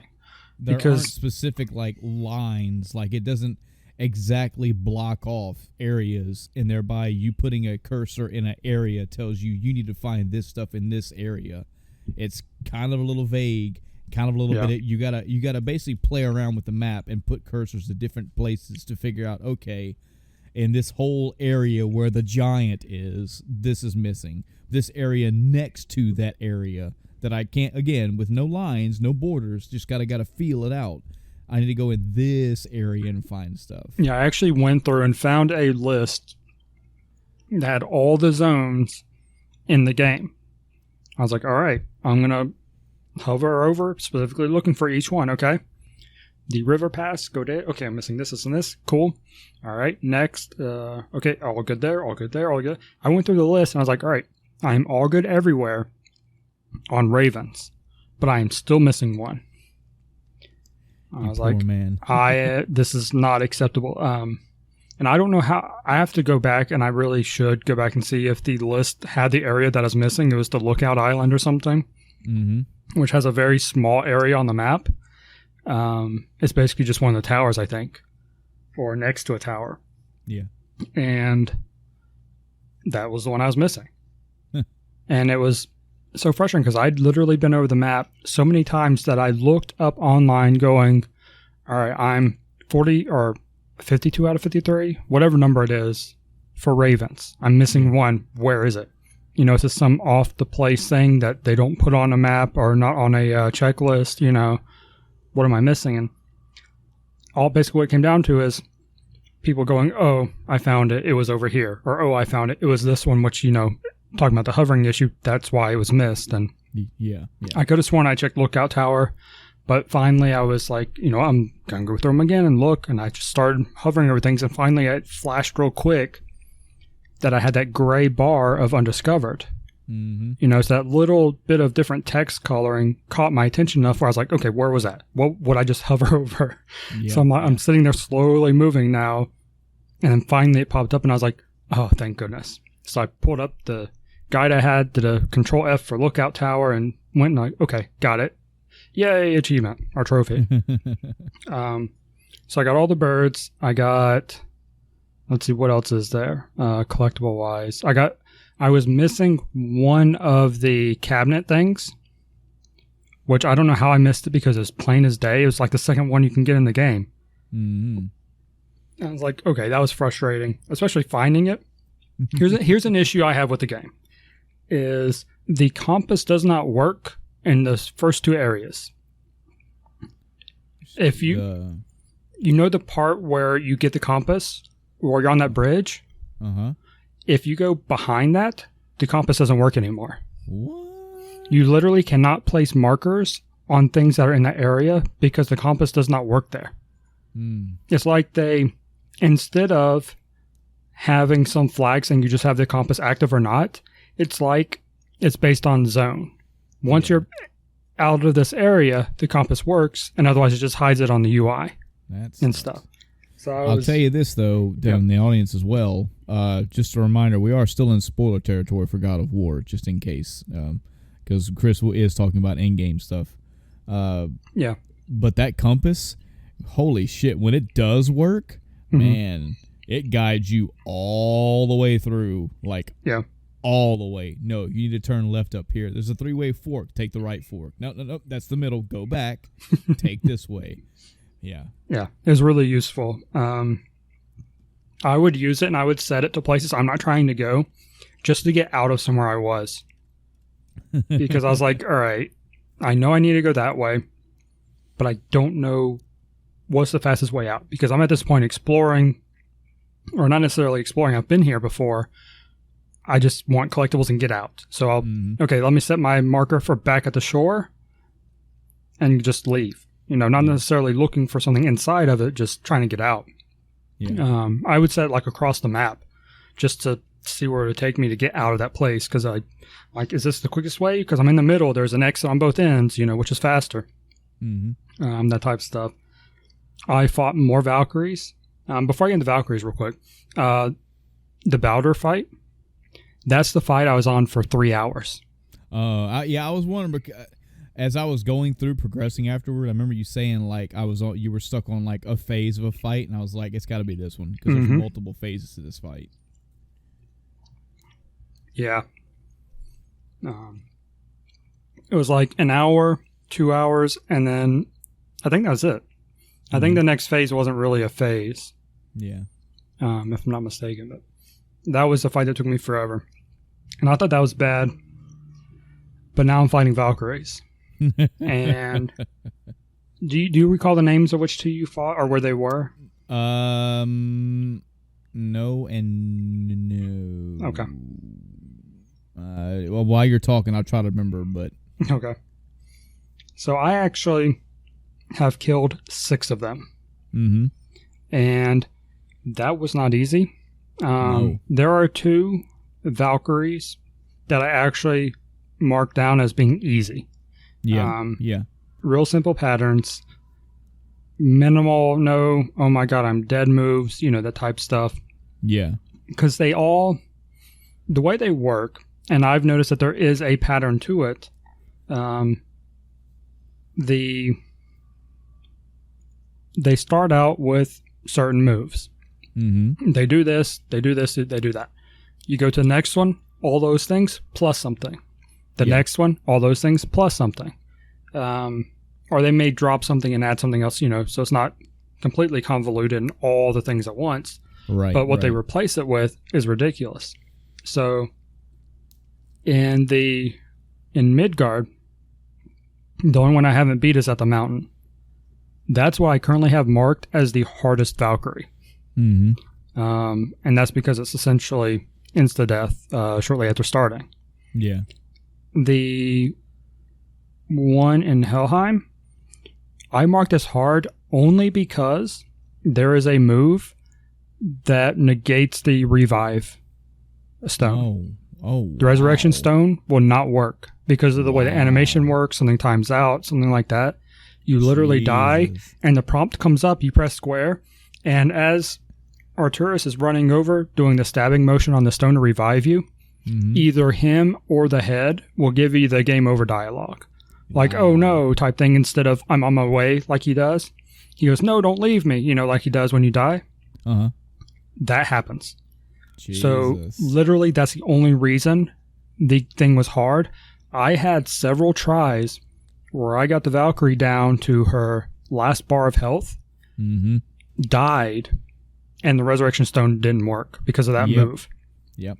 So it was very frustrating. Otherwise, I had one where I literally took no damage until 3/4 of her health was gone. It was an amazing run. It was so good. And then bam, dead from one move. Yep. Okay. That's the one that was difficult for me is one that had a move. It was an AoE move that was completely unblockable and completely undodgeable, and it was damn near instant kill. If not, it felt like it was pretty much instant kill. It took a fuck ton of your health off. Was that the one in Muspelheim in the trial place? No. Okay. No, this is another one. And just out of accident, I figured out what needed to be done. I had to have Atreus shoot an arrow at her when you have like a 1.5 second window, 2 second window, and he has to pop off a lightning arrow to stun her right when that happens. So which you should be anyway, but your camera needs to be facing her. You need to know she's doing it. She does have a visual and audio cue. Again, these are all things Dark Souls people are used to. But the tricky thing is, if she's taking any kind of electrical damage before that shit, the electrical damage will carry on, and his arrows won't do a fucking thing. And that aggravated me to no end, because I use Atreus in my fights. I use him in all my fights, Valkyrie fights or no fights. A good example, a prime example is the poison, the fucking floating ones that dodge out of your way all the time. The nightmares. Revenants. Oh, those two. Yeah, Revenants, yeah. I use Atreus like a motherfucker in Revenant fights. And again, now that I know that it makes those fights almost trivial, it's so much easier. But I carry that mentality all the way through. Anything I'm fighting, I use him. I use his bolts. I've upgraded him, so he has very low reload time, so hell yeah. So I'm fighting her, dying, fight, die. And I was starting to get pissed off, because I was trying everything around the moment. Like, I try to move okay, she's doing it, let me run like if the arena was square, and she was doing it at one corner, I ran all the way back to the opposite corner, made it in time, still AoE, still die. I'm like, okay, that is completely undodgeable. I tried blocking to see if maybe it would, if that is a death move, maybe it will do like 3/4 damage or some shit. Nope. Blocking didn't do a damn thing. You're dead. And I forget how, but just by sheer accident, I had fired the right bolt at the right time, and it knocked her down. She came out of it. I was like, well, fucking duh. Of course you got to interrupt it. Now I know. But every other fight after that, when she would go for it, he would already had a bolt in her. He was already shooting one out. So I would, and it was doing nothing. Like nothing. And also, I use the Atreus move that I have stuck with is the crows, the one that shoots out of like 10, 20 crows, and they're electrical, so they stun.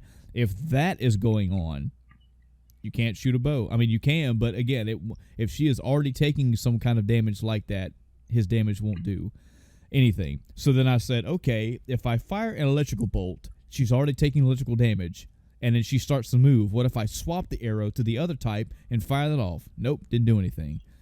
So I finally calmed myself and just strategically fought it out and strategically won.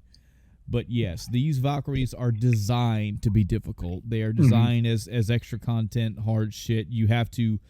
I'm definitely getting the sense that while some of them may have some similar attacks and similar patterns, you need to get good at all of them almost individually. Yeah. You have to pretty much treat them all as their own fight. You can't walk in there and go, okay, well, I'm going to use basically all the same shit, because they're going to hit you with something different, something more, and you have to get good at them individually. Yeah, and also you have more because there's one after. So yeah, there's and that was my approach to it. You know, at first I was like, all right, I'm just gonna go in here, do this thing, fight. You know, and as I kept dying, I was like, all right, obviously there's something to the pattern, but I'm getting overwhelmed. So I was like, let me go try another. So I actually have an index card on my desk with all the Valkyries' names as I found them and what I rated them on a scale from easy to extra hard. And I was like, all right, this is not going well. I'm going to go back. I'm going to go to a different one, see if it's easier or harder. Okay, this one's easier. I'm going to knock it out. And a couple of them I did really quick. Move on. Okay, this one's a little bit harder, but it's manageable. So I have all of these labeled other than the one I haven't unlocked yet by killing them all. And, okay, I know when I beat the easy ones, I'm good. I beat the medium ones. All right, good. Move on to hard. Okay. And that's where I am now on the ones I consider hard. And like I said, that one was hard only because of the revive issue. Yeah. And that move, I'm currently working on the one in Muspelheim. It's essentially the final trial.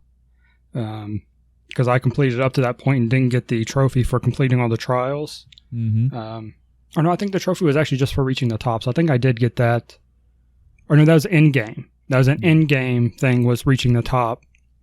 And the trophy is for completing the trials. Yeah. And I don't think I get that until I kill the Valkyrie. Yeah. But man, that's the first one I've encountered where I have yet to figure out how to counter a move. And it's one of those drops down, does AoE damage, and I know if you're far enough away, it won't hurt you, but that's not usually an option. Yeah. It's an option only maybe 25% of the time, really. Yeah. So what I've done is, all right, I don't even do full combos on this Valkyrie anymore. I do hit, run away while it's recovering. Mm-hmm. Because also your distance impacts the pattern of the boss. If you're within range, they'll do different attacks compared to when you're far away sometimes. Not always, but sometimes. Right. So I'm like, all right, she'll do this move even if I'm across the board. So it's not only when I'm up close, but she's likely to do it more often when I'm up close too. Yeah. So I'm going to hit, run away. Hit, run away. I'm not going to unleash a full combo because I'm setting myself up for failure. Because not only is that move dangerous, but the closer I am, the more likely I am to get the melee combo that they do instead of a ranged combo. And the melee combo isn't bad overall until you get to the ones that have the more advanced things. Because you may get a blockable or a parryable attack, or you may get the unblockable, or you may have a choice between two of them. And you have to split second decide which one am I blocking or not. You know, am I running? Because if you parry at the wrong time, not going to work. If you move out of the way at the wrong time, still going to get hit. And certain moves, you have to dodge in a certain direction. Yeah. If you dodge back, you're going to get hit. You dodge left, you're going to get hit. You dodge right, you're good. So it's like, okay, I got to figure all this out. And then trying to manage the mechanics. And like I said, I'm at the point where it's insta-death for me. Mm-hmm. Being on the hardest difficulty is bad with these Valkyries. Yeah. So bad. I watched, I briefly popped into a stream, someone playing God of War, only because I saw that they were on the fight where you're fighting the brothers at the same time. Mm-hmm. And I was like, I remember that. That was a pain. I literally finished that fight with barely being able to see my health. Yeah. And it wasn't like, oh, he hit me and then I hit him and he died. It was like I got hit and I had about 15 seconds of pure stress with barely being able to see my health before I finished the fight off. Yep. It was not cool. It was not fun. Because I'd been doing it for so long after that. But watch the guy on stream doing it. He's like, oh, got hit. Oh, got hit. I was like, I would have died already. And he just continues on and then beats the fight. I'm like, what a joke. Yeah. That's nothing like what I went up against, yesterday. Yeah. So it was, I'm definitely, regretting playing on the hardest difficulty, but I made it through and I've got, technically 3 Valkyries to go and I will have most of the combat related things done in the game. Mm-hmm. The thing beside the Valkyries I have to do is the mist, the rifts there, dealing with all the fog. I've unlocked all the chests, and I've done the first realm tear. I have 2 more to go. Okay. That's one of the Valkyries I killed there, so they're really done with the area other than 2 tears. And once those are done, Valkyries are basically all I have other than the tears. Yeah. Because the Valkyries finish off the map. The Valkyries are a trophy. Technically 2 trophies if that's the final one for the trial. when I kill that one, I should pop 2 trophies, unless there's something afterwards. And that'll be it. I'll be 100% done with the game. Nice. But I actually took a break from it. First, I took a break on Sunday for doing some world building, and then Tuesday, I was like, I'm just going to ease back. Or actually, I think it was last night. I was like, I'm just going to, because Wednesday is when I beat, I think, 3 Valkyries Wednesday night, or 2 Valkyries Wednesday night. And I was like, all right, I need to take a break. I've been grinding these. So yesterday, I didn't even load up God of War other than to see if you'd played, see where you were at on it. Because I noticed, I was like, oh, wait, this is saying that Michael hasn't been even on his PS4 in 2 days. Yeah. What is this madness? I thought about starting up Mighty Number 9 to get that review shit out of the way. Just to be like, this motherfucker went from God of War to Mighty Number 9? Mm-hmm. Yeah. Like you said, great game. I do still feel that I missed out on some of the enjoyment because of the difficulty I'm playing on. Mm-hmm. But I don't know that I'll go back and play it anymore. I think with the way things ended up and the way I basically walked away from the ending, how I felt walking away from the ending, I was like, okay, I'm good. Yeah. I'm good. That was my big takeaway from it. That's, again, what solidified and justified me putting the game down, is that I've got all I wanted out of this game. You know, this is not a super open world, super open-ended. This is not Just Cause 2. You know, this is not fucking Grand Theft Auto 5, where even when I beat the main story of Grand Theft Auto 5, number one, not only did I not take it online and play it, but I didn't go around the world after. When I got the story of Grand Theft Auto 5, because the story was good, I was done. I felt like I got enough. I played enough afterward where I got what I wanted. I was like, all right, I'm good. Same way with this. With the way that this game was presented as a solid package of a game, I got my worth out of it. And if I go back and play it in the future, it'll be because I want to go through it again. I just want to experience it again, or I want to do it at a higher difficulty, or I just want to play it again. It's not oh man, I missed out so much. I felt like I got everything I needed. The game gave me what I wanted and needed, and I'm good for a while, which is fine. You know, there are lots of games that I have played multiple times, and there are lots of games that I've played for multiple hours upon beating a game. This wasn't one of them, but that's not a negative thing, because what it gave me when I played it was so good. So good. So good. Yeah, I will say that this is a game I stubbornly want to 100%. Mm-hmm. I've gone this far. I'm on the hardest difficulty. If I can finish off these Valkyries, get that platinum trophy, and say I did it on the hardest difficulty, I'll be happy. Yeah. And I want that.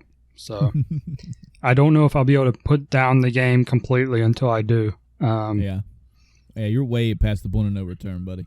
Oh, yeah. That was, like I said, after those first 3 hours when I had the choice, I was like, all right, if I don't do it now, I'm not going to do it. And I didn't, so here I am. So last night I did pick up, barely worth mentioning, I loaded up GTA 5 online. I was like, you know what, I want to do a couple races, see if, because I know they've added some new race modes and stuff. To the audience, I swear we did not play in this. I just brought up GTA 5 just for reference. Yeah. I loaded it up, spent about 30 minutes playing. I was like, all right, I'm good.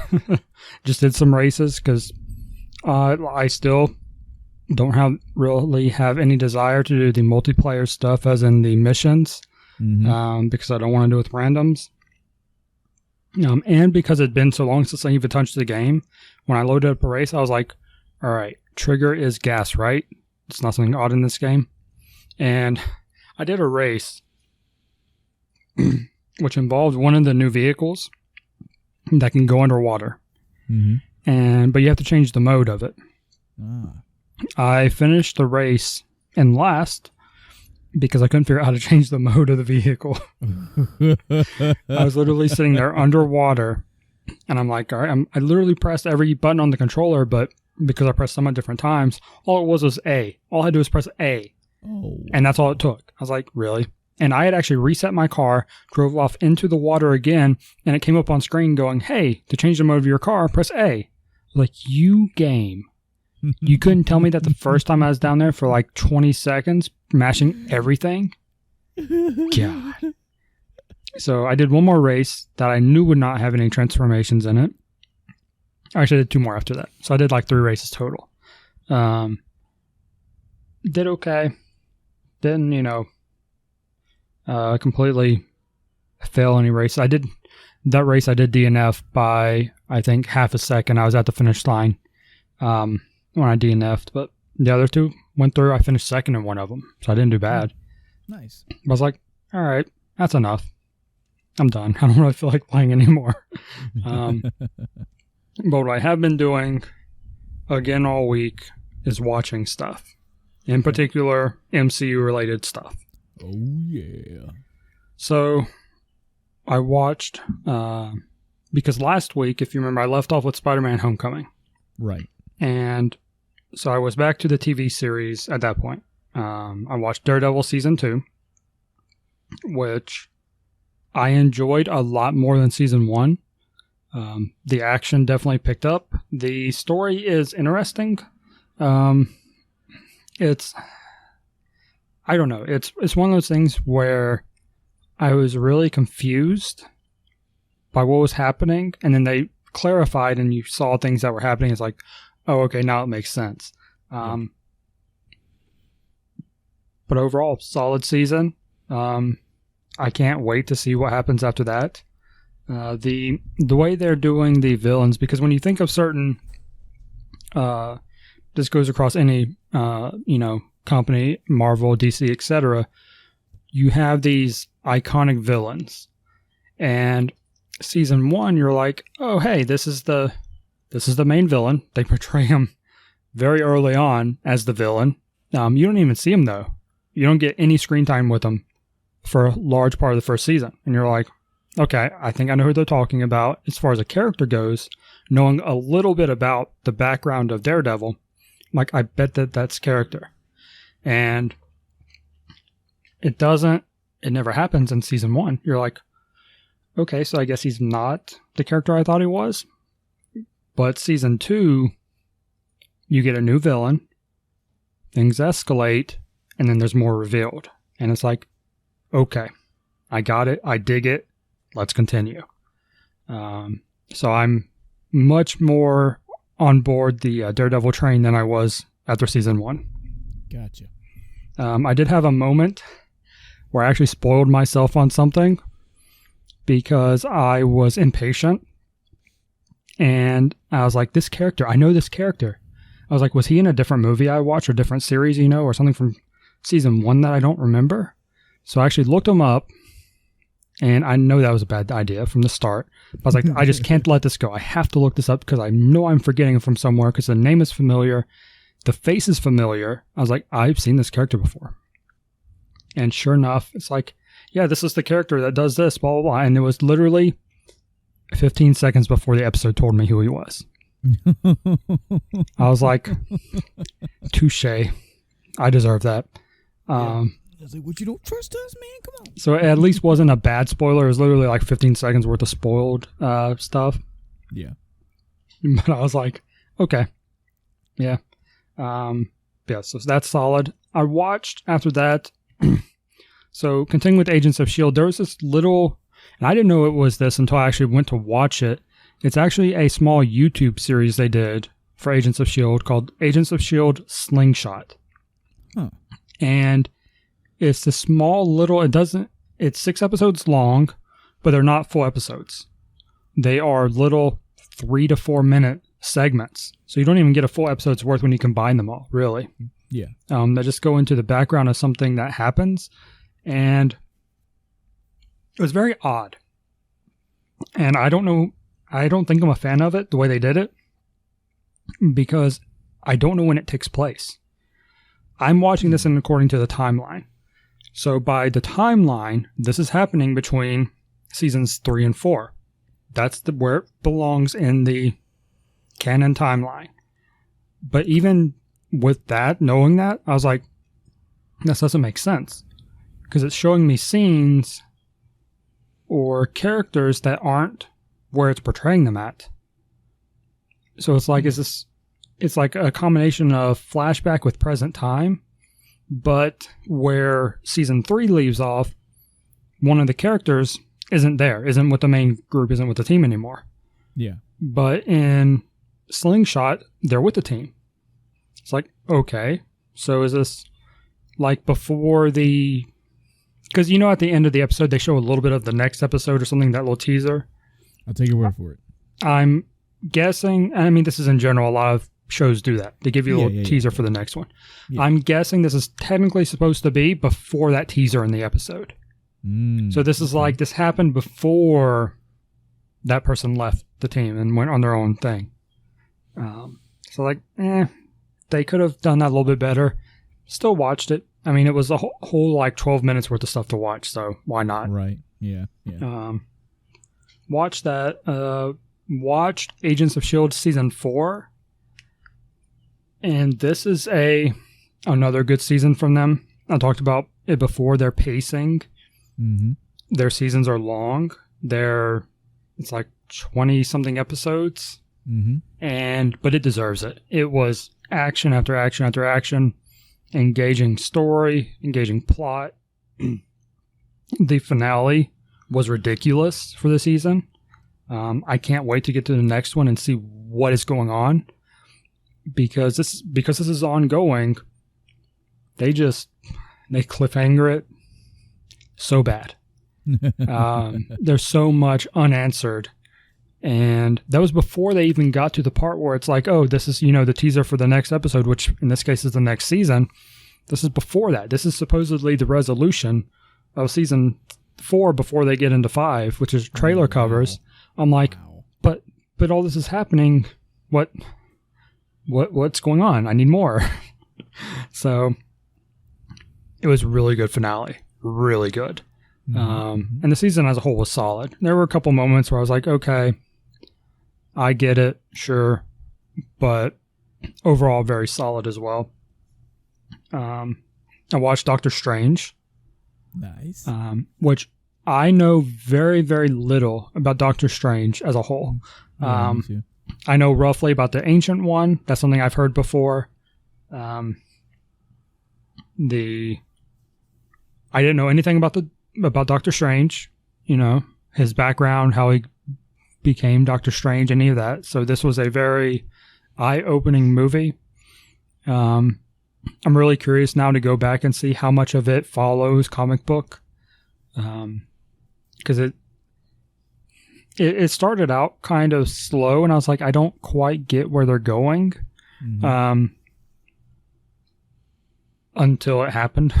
Yeah. I'll put it that way. Until it happened, I was like, okay, I get it now. And then after that point, it got so much better. I was like, okay, this is cool. And then at the very end, where they mention a certain thing, I was like, okay, I really get it now. Yeah. So it was a weak start, but a hell of an ending. So I was happy with that. I guess I did see where the time skip happened, but it seemed not that big of a time skip. So I don't know that it was worth me not watching earlier, because I watched it at the point where it said the ending was, or where on the timeline Doctor Strange ended, so that if something happened in between in that time skip type frame, I wouldn't have to worry about it. So I literally watched it when I was in the middle of season 4 of Agents of S.H.I.E.L.D. Because like at this episode is where Doctor Strange ends.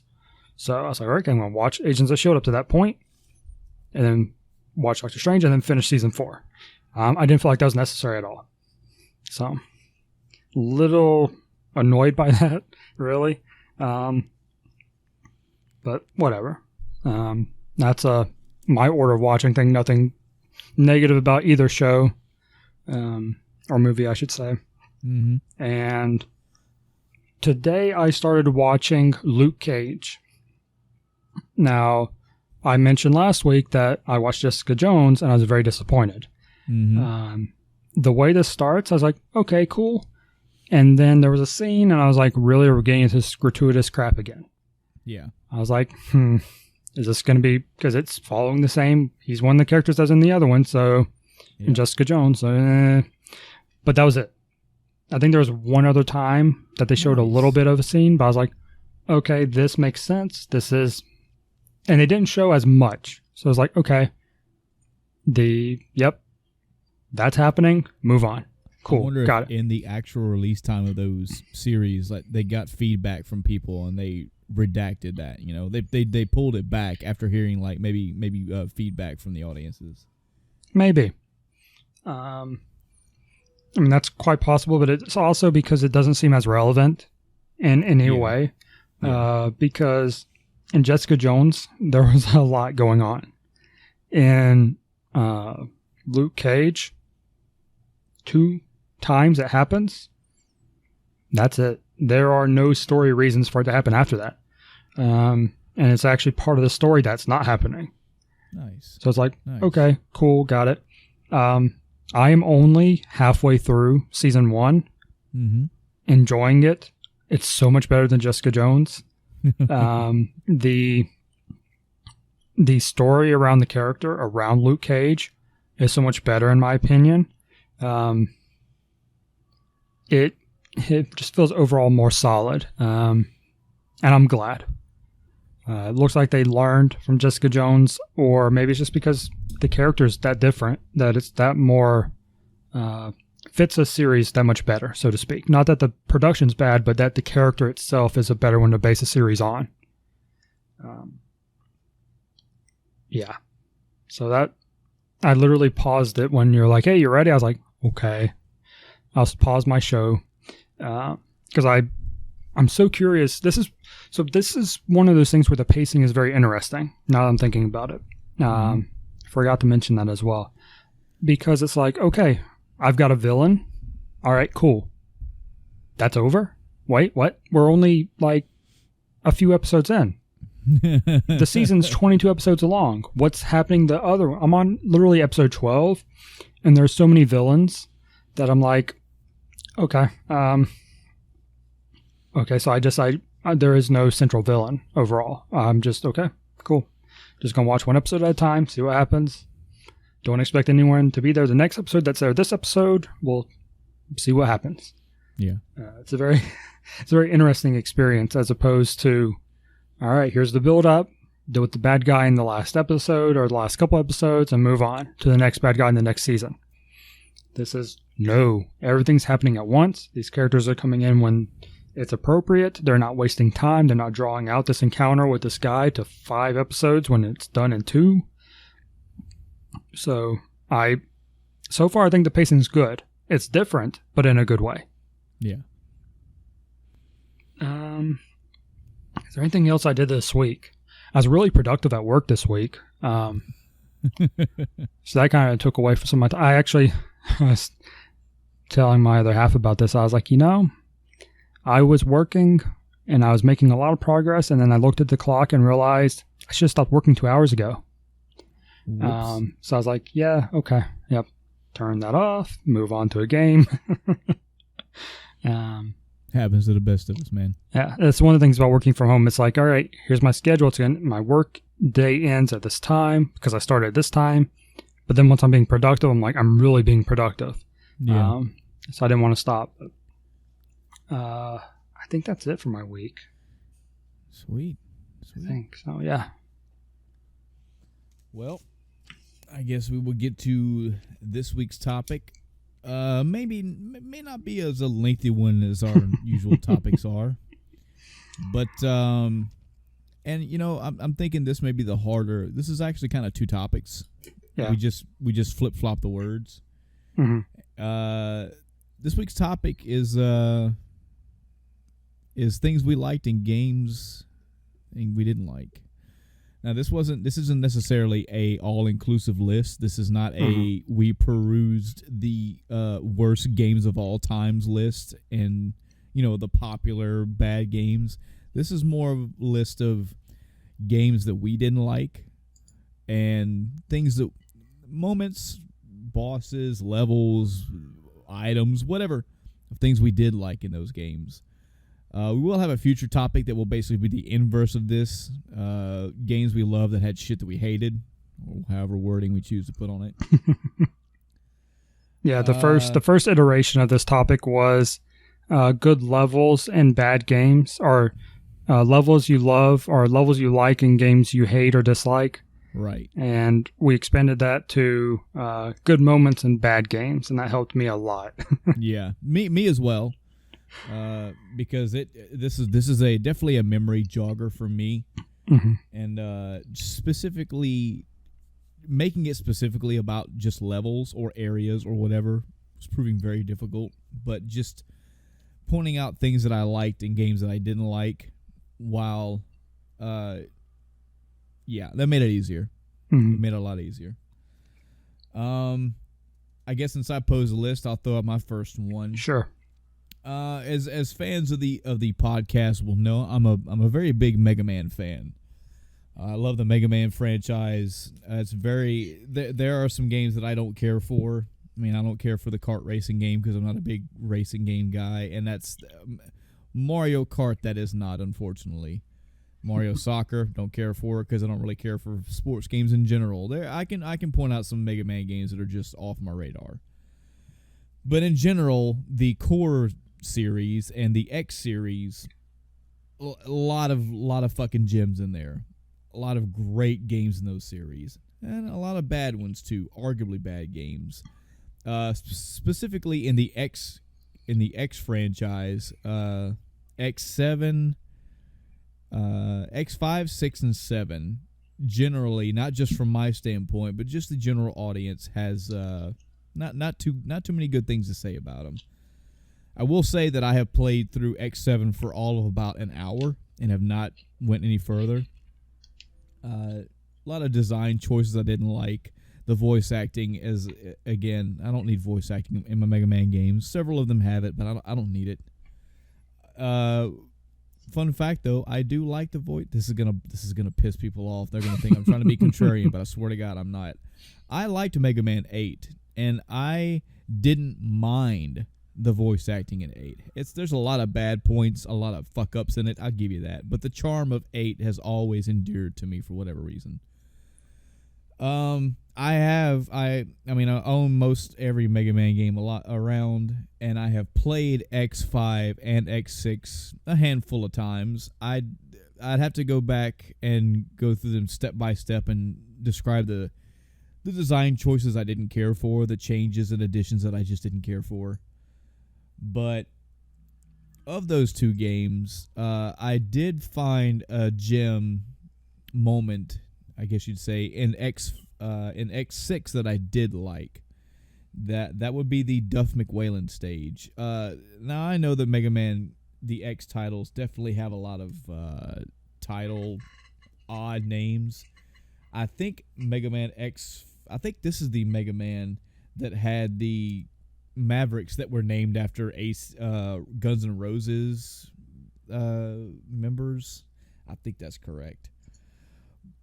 That name never bothered me. The naming conventions of Mega Man games never really bothered me too much. But again, it's the core concepts, the core aspects that I didn't care for. So Mega Man, I'm sorry, I said 6. This is Mega Man X5. Mega Man X5. When I got into Duff McWhalen's stage, the music is what got me. The music was all right, guys, that's fucking good. It is a PlayStation 1 remix of Bubble Crab's music from Mega Man X2. I like that. I like that callback. I like that they did that. The level itself, very mediocre. You're basically chasing down this. You're running from and chasing down and also simultaneously destroying this big submarine, this big boat essentially throughout the level. Not too difficult. The gimmick is not all that great, but the fact that I was playing this on another generation up, and that was the first time I have to really sit down and dig through my memory to remember another time this happened. But where they took a previous game's music and remixed it into a newer game. So that was a 16-bit sound file that was remixed into a PlayStation sound file. And handled very well. And I just going into that level for the first time, I was like, oh, that's so cool. I really like that. And I've kept that ever since. I always get a good tickle, a warm feeling every time I go into Duff McQuaylen stage. For all the downsides that X5 and X6 have. And again, I don't necessarily hate X5 and X6. I really didn't care for X7. The fact that I didn't make it that far in that game tells the truth. I'd have to make it further in X7 to find any, I guess, good redeeming points. But I remember this from X5 fondly. So that's just one of mine. Just something that I enjoyed from a game that I necessarily didn't really care for. How about you, Chris? All right. Out of curiosity, a little behind the scenes thing. How many things do you have on your list? That's one. I have 2, 3, 4, 5 altogether. Okay. I have 4, so I guess I didn't do too bad. Though mine aren't. I'm sure mine aren't going to be nearly as good as yours, aside from the one I'm saving for last. So, starting out with the worst answer for today's topic. Did you ever play an Xbox 360 game called Blue Dragon? I did not. I've heard about it. I know that's the RPG, correct? Yeah. Yeah. I was on the cusp of playing that several times. I was on the verge of buying that several times, but I never had that push to get it. Yeah, I think I got it in a discount sale or something. You know, GameStop, I used to buy a lot of their $10 and less games.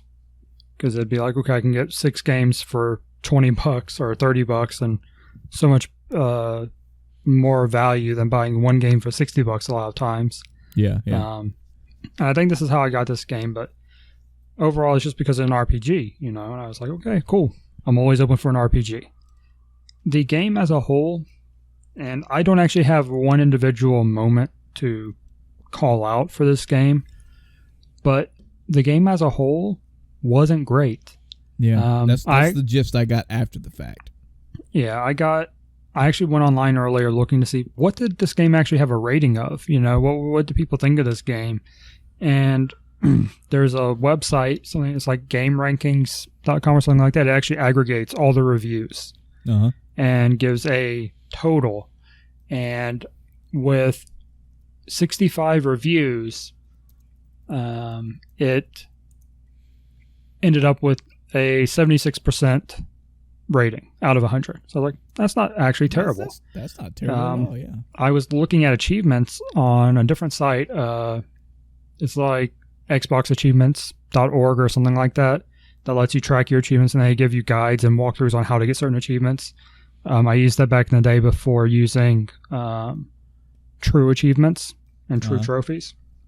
So I went on there, and apparently back whenever I played it, I rated it at 80%, which isn't terrible, but I felt that I was just brute forcing my way through the game after a certain point.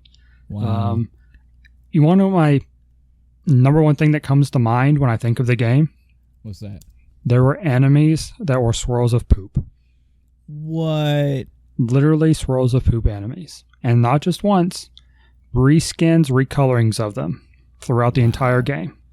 I was like, am I really fighting this? And it's just one of those things. It's one of those games where you can't really, aside from the literal poop enemies, it's one of those things where you can't really point out that one thing that really was bad about the game.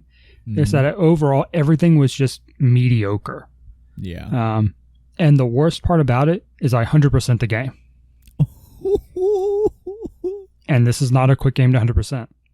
I think this is one where I actually left my controller rubber banded for something I had to grind out.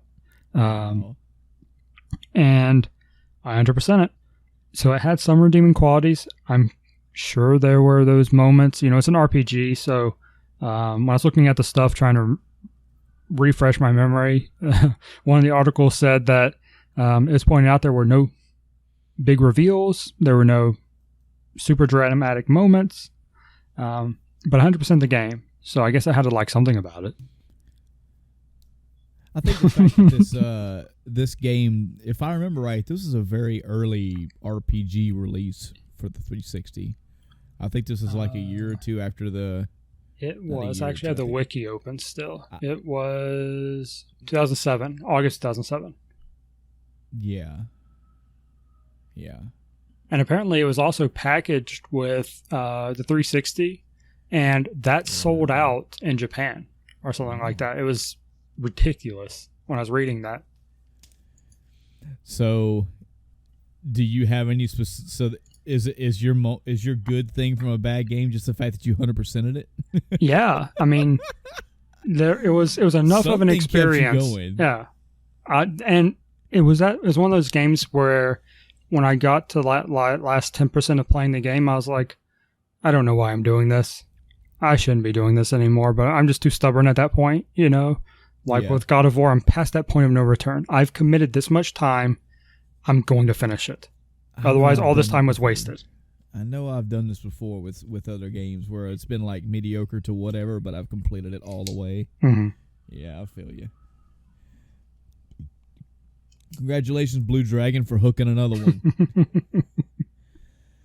So, my next one on the list, and again, this is going to sound like it's fucking controversial, especially because this game had a re-release. I think it was last year before. Okay. Super Nintendo game, Bubsy Claws Encounters of the Third Kind.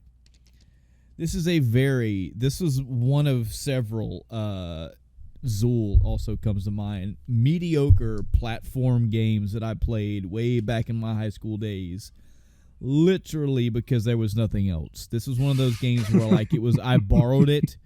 For those that weren't around for our intro podcast episode, for me and Chris, or me and Adam, either way, I mentioned that a lot of the games that I played in my grade school and high school years, a lot, and I'm talking like 85 to 90% of my library, were games that I played because I borrowed them from other people. I would literally play every game a friend of mine would have.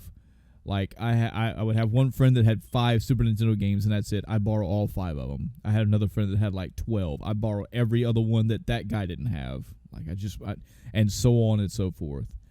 And as it was, just people just didn't always have a huge eclectic library of games. They would just either they weren't game savvy enough to know what they had, or maybe their parents just bought them for them, or maybe they bought them in a garage sale and it was like, 5 for $20. Here's a bundle, whatever. And one of them, was Zool, a very underwhelming platformer. And another one was Bubsy, Claws Encounters of the Third Kind. And the memory, the cool thing in this game for me, it's not really a moment. It's almost, I'm gonna get killed for this. This game kind of had the Sonic the Hedgehog problem, where I remember the very first level of this game. I was either too nice or too naive, or I just didn't have enough around me, or I had a fucking fever and I had to play everything, so I didn't care. I fondly remember playing the first level of this Bubsy game repeatedly, a lot. For several reasons, I didn't make it too far in this game. Maybe third level at the most. Has a lot of control issues, very floaty, one-hit death kind of things, fall damage, fall death. Your hitbox as Bubsy to get hit by things was very questionable at times. So I never made it too far. But I remember playing through the first level of this game. I can actually hear the first level music in my head right now. And I remember the graphics, the way they were. There was color and design to the first level for what it was. And I enjoyed it. I had a good time playing through the first level of that game over and over again. I since moved on and then played other platformers and ended up giving that game back after, whatever amount of time. Never beat it again. Never made it too far. But for whatever reason, that first level captured me. In hindsight now, I have not played that game, I think, since high school, not because the game is bad, not because the game is super unpopular now. And again, Bubsy got a remake. I want to say it was last year. I want to say it was 2017. Out of fucking nowhere. Nobody asked for that game that I know of. And that brought up a lot of memories from people, a lot of reviews from people saying, yeah, the Bubsy games have always been horrible, especially the 3D game. Now, I can look at Bubsy 3D, and I know for a fact that game looks like utter dog shit garbage. This game, it wasn't that it was garbage. It was just meh. It was more like a shrug your shoulders platformer. It was a bottom of the barrel, if I had nothing else to go to, it would suffice platformer. But I remember having fun with the first level for the colors and the music, and before all of Bubsy's little quips got annoying, had a decent enough time. That was my good takeaway from a bad game. Now, I say this Sonic the Hedgehog problem with as much respect to Sonic as I can, because this is something that I've mentioned before on one of our other episodes, is that I and millions of gamers remember Sonic the Hedgehog 1. They remember Green Hill Zone. That's for many reasons people didn't make it past that area. But they will always remember that first area, the music, the speed that they were trying to portray. Once I got past that area, once I got past that zone, and once I got past the first or maybe even second, I think Bubsy also divided up into two per, but I really can't remember. Once I made it past the first stage, it was whatever. So, yeah. That's my Bubsy Claws Encounters of the Third Kind plug, as much as I care to give it. Again, I didn't super hate this game. I know it's become a target lately, especially with the remake, but meh. That's about what I'd say. Yeah. How about you? So, on PlayStation, you maybe played this. Did you play Destruction Derby? I was it Destruction or Demolition Derby? Oh, sorry, Demolition Derby was probably what it's called. Yeah, I did. I think Andy had this. I think he did. Yes, he I was actually did. looking through my case earlier, and I don't think I saw it in there. So it must have been one he had that I played. Yep. Because that's how I was on research for this episode. I was like, my God, I have no idea. I literally looked at my Steam library, looked at my online Xbox One library, and I was like, huh. Panic mode. I looked at my shelf with all my physical cases. I even went back and got my case with all my PlayStation and Dreamcast games in it, and I was like, all right, come on, is there anything in here I can use? But yeah, so Demolition Derby, not that game, but there's a game on Steam, which it's still in alpha or beta. I think it's even alpha stage. But it's called Wreckfest. Okay. And it is obviously not a done game, and it is very apparent. So it's not a great game. But there is something fun about just wrecking cars. Yeah. I loaded the game up, and I was like, I remember this from Demolition Derby. Yep. This is fun. I remember Demolition Derby, specifically the bowl, where it would have like the 10, 20, whatever cars lined up, and they're ready to just all go downhill. 3, 2, 1, go, and they all race downhill, and you're like, this is only going to end in a pile of cars. Oh, yeah. Like, I know the idea is we're all going to veer off to the side and get away from each other and drive around this bowl, but there's a lot of fucking destruction going to happen right at the beginning. Yeah. Loading up Wreckfest, I had that moment where I was like, I remember this. I love this. This is fun. When the game's done, I hope it can continue on with that and actually be more than just a little bit of nostalgia for Demolition Derby back in the day. But just loading it up, that moment of going, this is familiar. This is fun. I like this. Yeah. That was my moment for that game.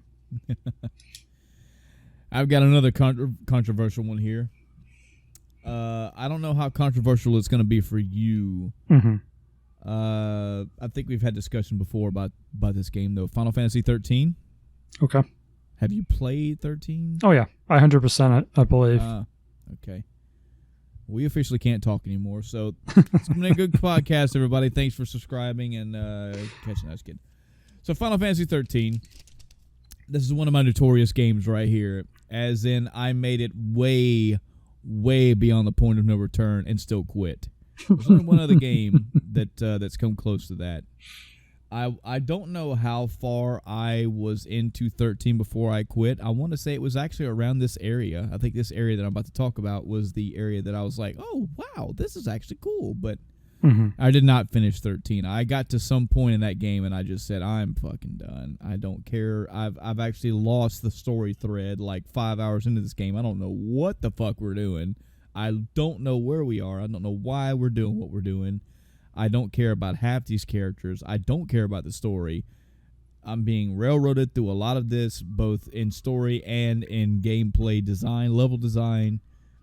Some of the battle mechanics were okay, but I was just with this game. I just gave it up. I quit.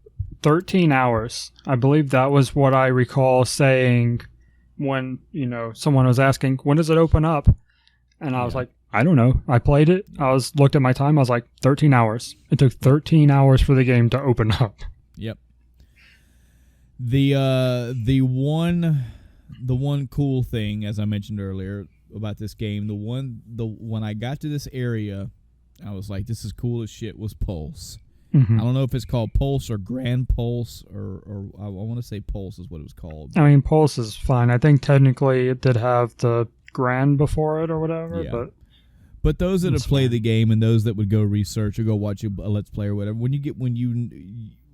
Pulse is the area, and it's well distinguished from everything else. It is a large, wide open area with several. It has a very Xenoblade Chronicles flavor to it, as in there are monsters there that you should fight. There are roaming monsters. The area has a life of its own. There are monsters there that are way outside of your level when you get to that zone. There is a huge, gigantic mammoth, towering, extra, kind of hidden boss. It's very difficult, and again, way outside of your fucking pay grade. The open-ended aspect of this area I thought was really cool. I spent a good 3 or 4 hours in this area alone, just fucking about, just finding monsters and leveling myself up, learning the patterns. Because there's kind of roaming monsters too, where like they have their own like life, they have their own little pattern of where they go, where they roam, what they do. Figuring out where to go, figuring out my limits, trying to see where I could kind of game the area and level it. If I could fight a really super powerful thing once or twice and get a lot more experience, and weighing out the advantages of doing that. I had some fun in Pulse. And again, I'm sorry, I don't even have the Xbox 360 that game had a save on, so I cannot tell you how far either in that area or past that area I quit the game. But that the joy I felt in that area was not enough for me to want to continue that game, and I did not. But I did have fun in Pulse for what it's worth. I feel that a lot of Final Fantasies could take note from Pulse's design. And again, if for anybody that's played Xenoblade Chronicles or any games like that, that's what it was designed around. It's a explore this wide open area. It has its own little secrets, but it has its own life. And there are enemies in your area. There's enemies in your level, enemies above your level. Yeah, sure. That was cool. Yeah, I thought about thinking of maybe adding something from one of the 13 games, because I think I 100% all 3 of them, if I'm not mistaken. I'll throw this out there. It takes a lot for me to quit a game. If it's not obvious from my Blue Dragon experience, I 100% it out of sheer willpower and stubbornness. Yeah. I will probably do that with God of War. Not that it's a bad game, but that I probably should stop playing because I'm literally spending hours on one fight. Yeah. And at a point, I'm sitting here looking at just on my desk 6 PS4 games I should be playing through. And that's not counting the virtual ones I have downloaded to the console right now I still need to play through as well. Yeah, you got to go back to Persona 5 again. Come on. Not 100% that already. I could have picked something from 113 games, I'm sure, but there wasn't a lot that immediately came to mind that happened. I don't have a very good memory for video games. Yeah. I play them, I enjoy them while I'm playing them. When it's over, I'm like, yeah, I remember a couple things that happened. It has to be a really, what's the word I'm thinking of? A real... Memorable? Yes, memorable. That's what I was trying to think of. A moment for me to remember it. Or a game as a whole, I should say, for me to remember more. Yeah. I think God of War is going to be one of those. Mm-hmm. That had a lot of moments in it. And even still playing, I remember a lot of things that have happened. And those come back up in my mind as I'm doing things. I'm like, yeah, this happened. Okay, thinking about story and plot. I don't usually do that. I play so many games, I just move on, and I can't hold all that in my head. Yeah. This is a challenging topic anyway. I mean, you got to think the odds are against you when you're thinking of games in this topic, because it's telling you to remember bad games. Yeah. If there were bad games, with a few exceptions in my life, if I do quit them or I don't want to play them, I just don't play them. So finding the cool moments in them, that's rough. That's hard. On to my next game. Super Mario 64 DS. Yeah. Okay. I'm gonna hold it. I'm gonna make you defend this, but go ahead. So, I love Super Mario 64. Okay. It's an amazing game. You're good. And I've talked about this a little bit before, but the DS game is not good. You have different characters you can play as. The controls aren't the same.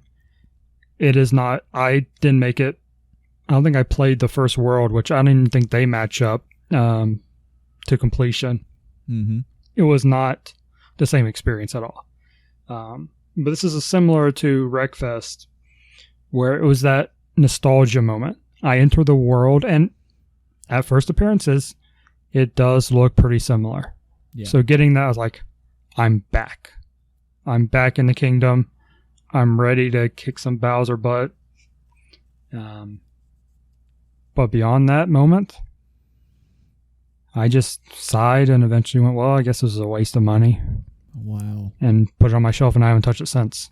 That much of a disappointment, huh? Yeah. I guess in comparison to the actual 64 game. Yeah. And if it was just the controls, that would be one thing, because I understand going from a ridiculously designed Nintendo 64 controller that it was to a DS handheld device. Right. You know, you don't have the same buttons, you don't have the same sticks. I think there are 2 sticks, so you at least have that, but it's not. 64 only had 1 stick.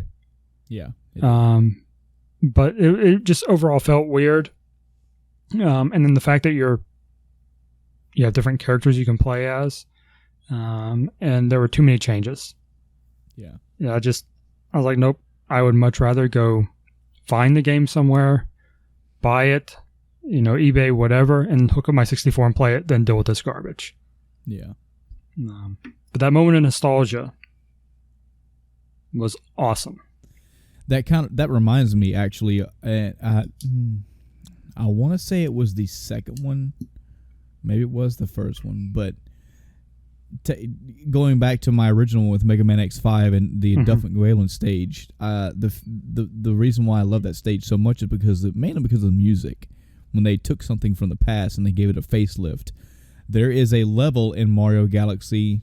I'm gonna stay with Mario Galaxy 1, where they took a level. I want to say the castle painting, the one with the one that has the Thwomp boss on it, and they basically remade that into with Wii graphics. They did a little remix for the music, all that, and the moment getting to that level, I think it's even like a secret. It's like an extra level you open up. That nostalgia of, wow, you guys have taken that level and like made it 1-to-1 damn near but you made it like the Wii version, you made the Galaxy version. Oh, it's so cool. I love shit like that, man. I love it. I love it. Yeah. My next one, A little obscure. This one came to me by sheer chance. I think I was browsing through one of our lists where I had ActRaiser on it, and I thought about ActRaiser 2, and I said, "Oh, I need to put that. I need to put that. I need to put that."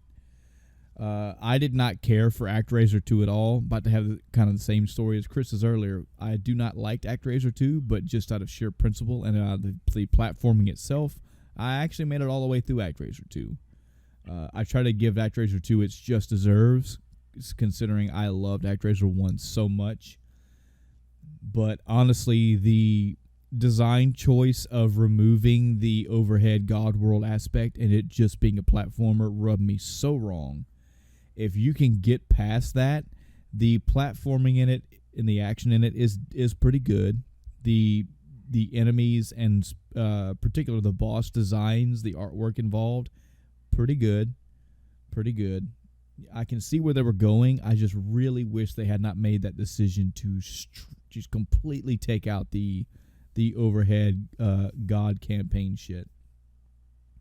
That being said, I did beat this game once, and I remember the final boss being exceptionally cool. Not only for the boss, the design, the mechanics in it are so-so. I mean, they're whatever for a final boss, but I remember the design. And I remember it blowing my mind because I compared it to the final boss design in the original ActRaiser. Two completely different designs. I think ActRaiser 2, it was a green dragon type boss, but the way that the sprite artwork design was made, it was so fucking cool. I was like, this is the, yeah, if this game would have been ActRaiser 1, it would have been better. It would have been so much better. But I never went back to it, and I don't think I ever would because again, I've gone back through ActRaiser, as easy and old as it is. I've been through ActRaiser 1 like 5-6 times, but I've only been through 2. I just didn't care for it. Just all the changes and the removal of that thing rubbed me rubbed me the wrong way. But getting to the boss and fighting it and being like, oh man, this is wicked. This is awesome. I do remember that being pretty cool. So how's about you? All right. So my big one, and I think this is one that a lot of people can relate to. No Man's Sky. Oh, really? Overall, I've talked about this game before. I went back and tried it after they patched it, and it is better, but it still has issues overall. But loading up the game, the first world that you start on, going around exploring, that moment you're on a completely unexplored planet. You're just in the middle of nowhere. It's like, all right, now I'm going to gather resources and explore, and you see all these things, the world as a whole, the landscape. Depending on your start, you may or may not see interesting animals, which is, again, another flaw with the game because of how it's generated. But that experience of this is a new world, it was a very pleasant experience. If only the rest of the game had been that, had been that good. It quickly loses that luster. Yeah. Which is very unfortunate. It's such a victim of the hype. If it hadn't been hyped up like it was, then I think it would have been okay. Yeah. But the way it was hyped up to be this revolutionary game, and then I go, and before it even comes out, I'm playing like $5 games on Steam that are pretty much more fun than it ends up being at $60. I'm like, yeah. And I knew it was a mistake buying it at full price still, but I was just, and I didn't buy it day one. It was like 2 weeks later, I was like, I'd heard it was bad, but I was like, I've got to check this out for myself. Mm-hmm. It's not a good decision, but it had that spark. The spark was there. It just didn't catch. There are so many games that I can't think of right now. I don't have a mental list, but there are so many games that I treat them kind of like movies that people say are so bad. Mm-hmm. It's not that I want to check them out to be a contrarian. I want to check them out because I want to know my opinion. Yeah. That way I don't feel like I'm just jumping on the bandwagon of something being so bad. No Man's Sky is a prime example for me. I'd like to play that someday just to get my own opinion of it. From what I can see from the gameplay footage that I've watched, from the numerous amount of reviews and basically let down, heartbroken people that I've come in contact with talking about this game, I gather that is a very mediocre to subpar game. Mm-hmm. But I can't spit out why I think it is in my experience, because I haven't played it yet. And I treat movies the same way.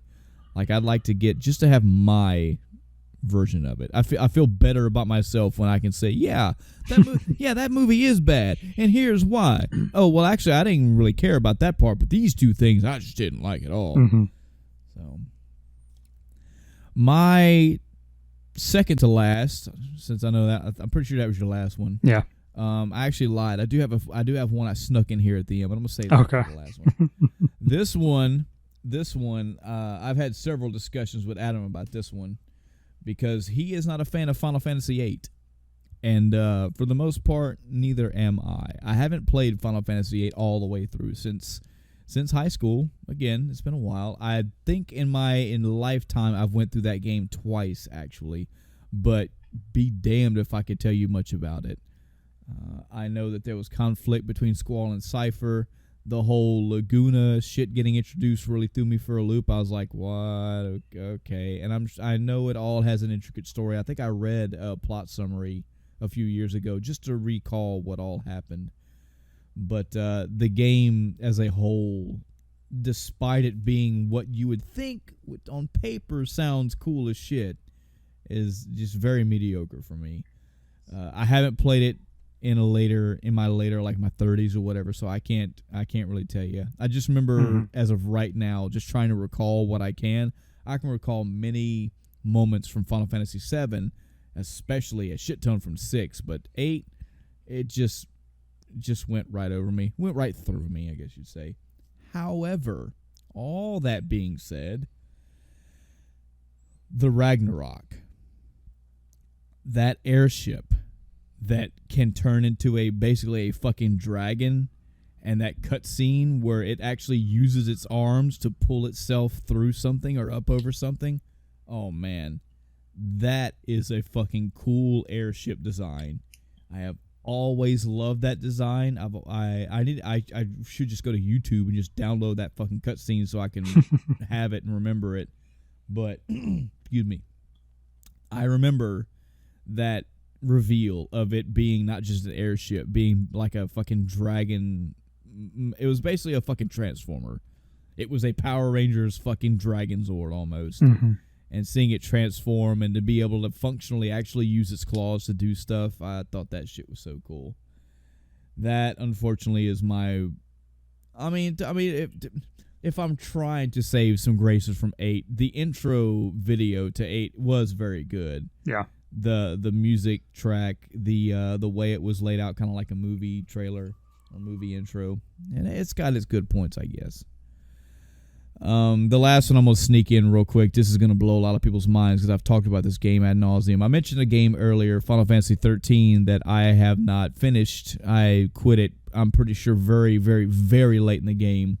The only equal to that in my life has been The Legend of the Dragoon. I played that game all the way to the last boss, and not out of difficulty, just out of I just don't fucking care about this game. I quit that game. The cool moment that I remember from this game is none at all. There were no cool moments in this game. This game was fucking garbage. It sucked. So if you were hoping to have me save some grace from Legend of Dragoon, you're fucking mistaken. That game was garbage. Fuck you, Legend of Dragoon, for letting me down. You 70-hour waste of my time. You know, I played that entire game and beat it, and I don't remember anything about it. Yeah. There are a lot of games in my life that unfortunately have been that way, where they just have not been memorable. But I also go ahead. That's also the same boat as Final Fantasy 12 for me. So. Oh, that one stings. That one's right there. Oh. That's gonna do it for us tonight, folks. What were some moments in games that you thought were bad or you didn't like or even mediocre, whatever, that what gems could you pull from, what diamonds from the rough could you pull from those games? Have you seen Infinity War? I will say that we, believe it or not, nobody has taken advantage of this option yet, but on the SoundCloud page of our podcast, all of our content, it does have the option to leave comments. So if for whatever reason you feel so inclined to leave comments on Infinity War, I'm cool with that. But please, either try to keep them spoiler-free or use some type of spoiler warning. There's several ways to do it. You know, you can put a bunch of fucking dots all the way down, like 10 spaces, so people have to scroll for it, or just put spoiler warning, whatever. Just try to be cool. You know, don't be a dick. Don't ruin people's fun. If you want to talk about Diamonds in the Rough stuff, you want to talk about Infinity War, you want to talk about D&D, talk about God of War, anything in general, any other gaming or movie topic you'd like to discuss, we'd love to hear from you. There's many ways you can get a hold of us. You can find our Facebook page. Just search Facebook for End of Time Cast. Should take you straight to us. We have an email at endoftimecast@gmail.com. That's endoftimecast@gmail.com. No funny numbers in there. Just spell it as you heard it. Should take you right to our email. We still have a Twitter page. You can twit us. Still haven't been twiddled yet. We're going to get twiddled someday. I actually sent a tweet to, oh, good Lord, I feel so bad now. I've forgotten his name. He was one of the lead designers for God of War. And I was like, hey, man, you should check out this podcast episode where we totally gush. We'd love to, you know, have you on, or maybe, you know, you can send us some questions or a thank you or whatever. We'd love to hear from you as well. But, of course, nobody pays attention to us. Not yet, anyway. But that's going to do it for tonight's episode. Till next time, I'm Michael. And I'm Chris. Good night, everybody.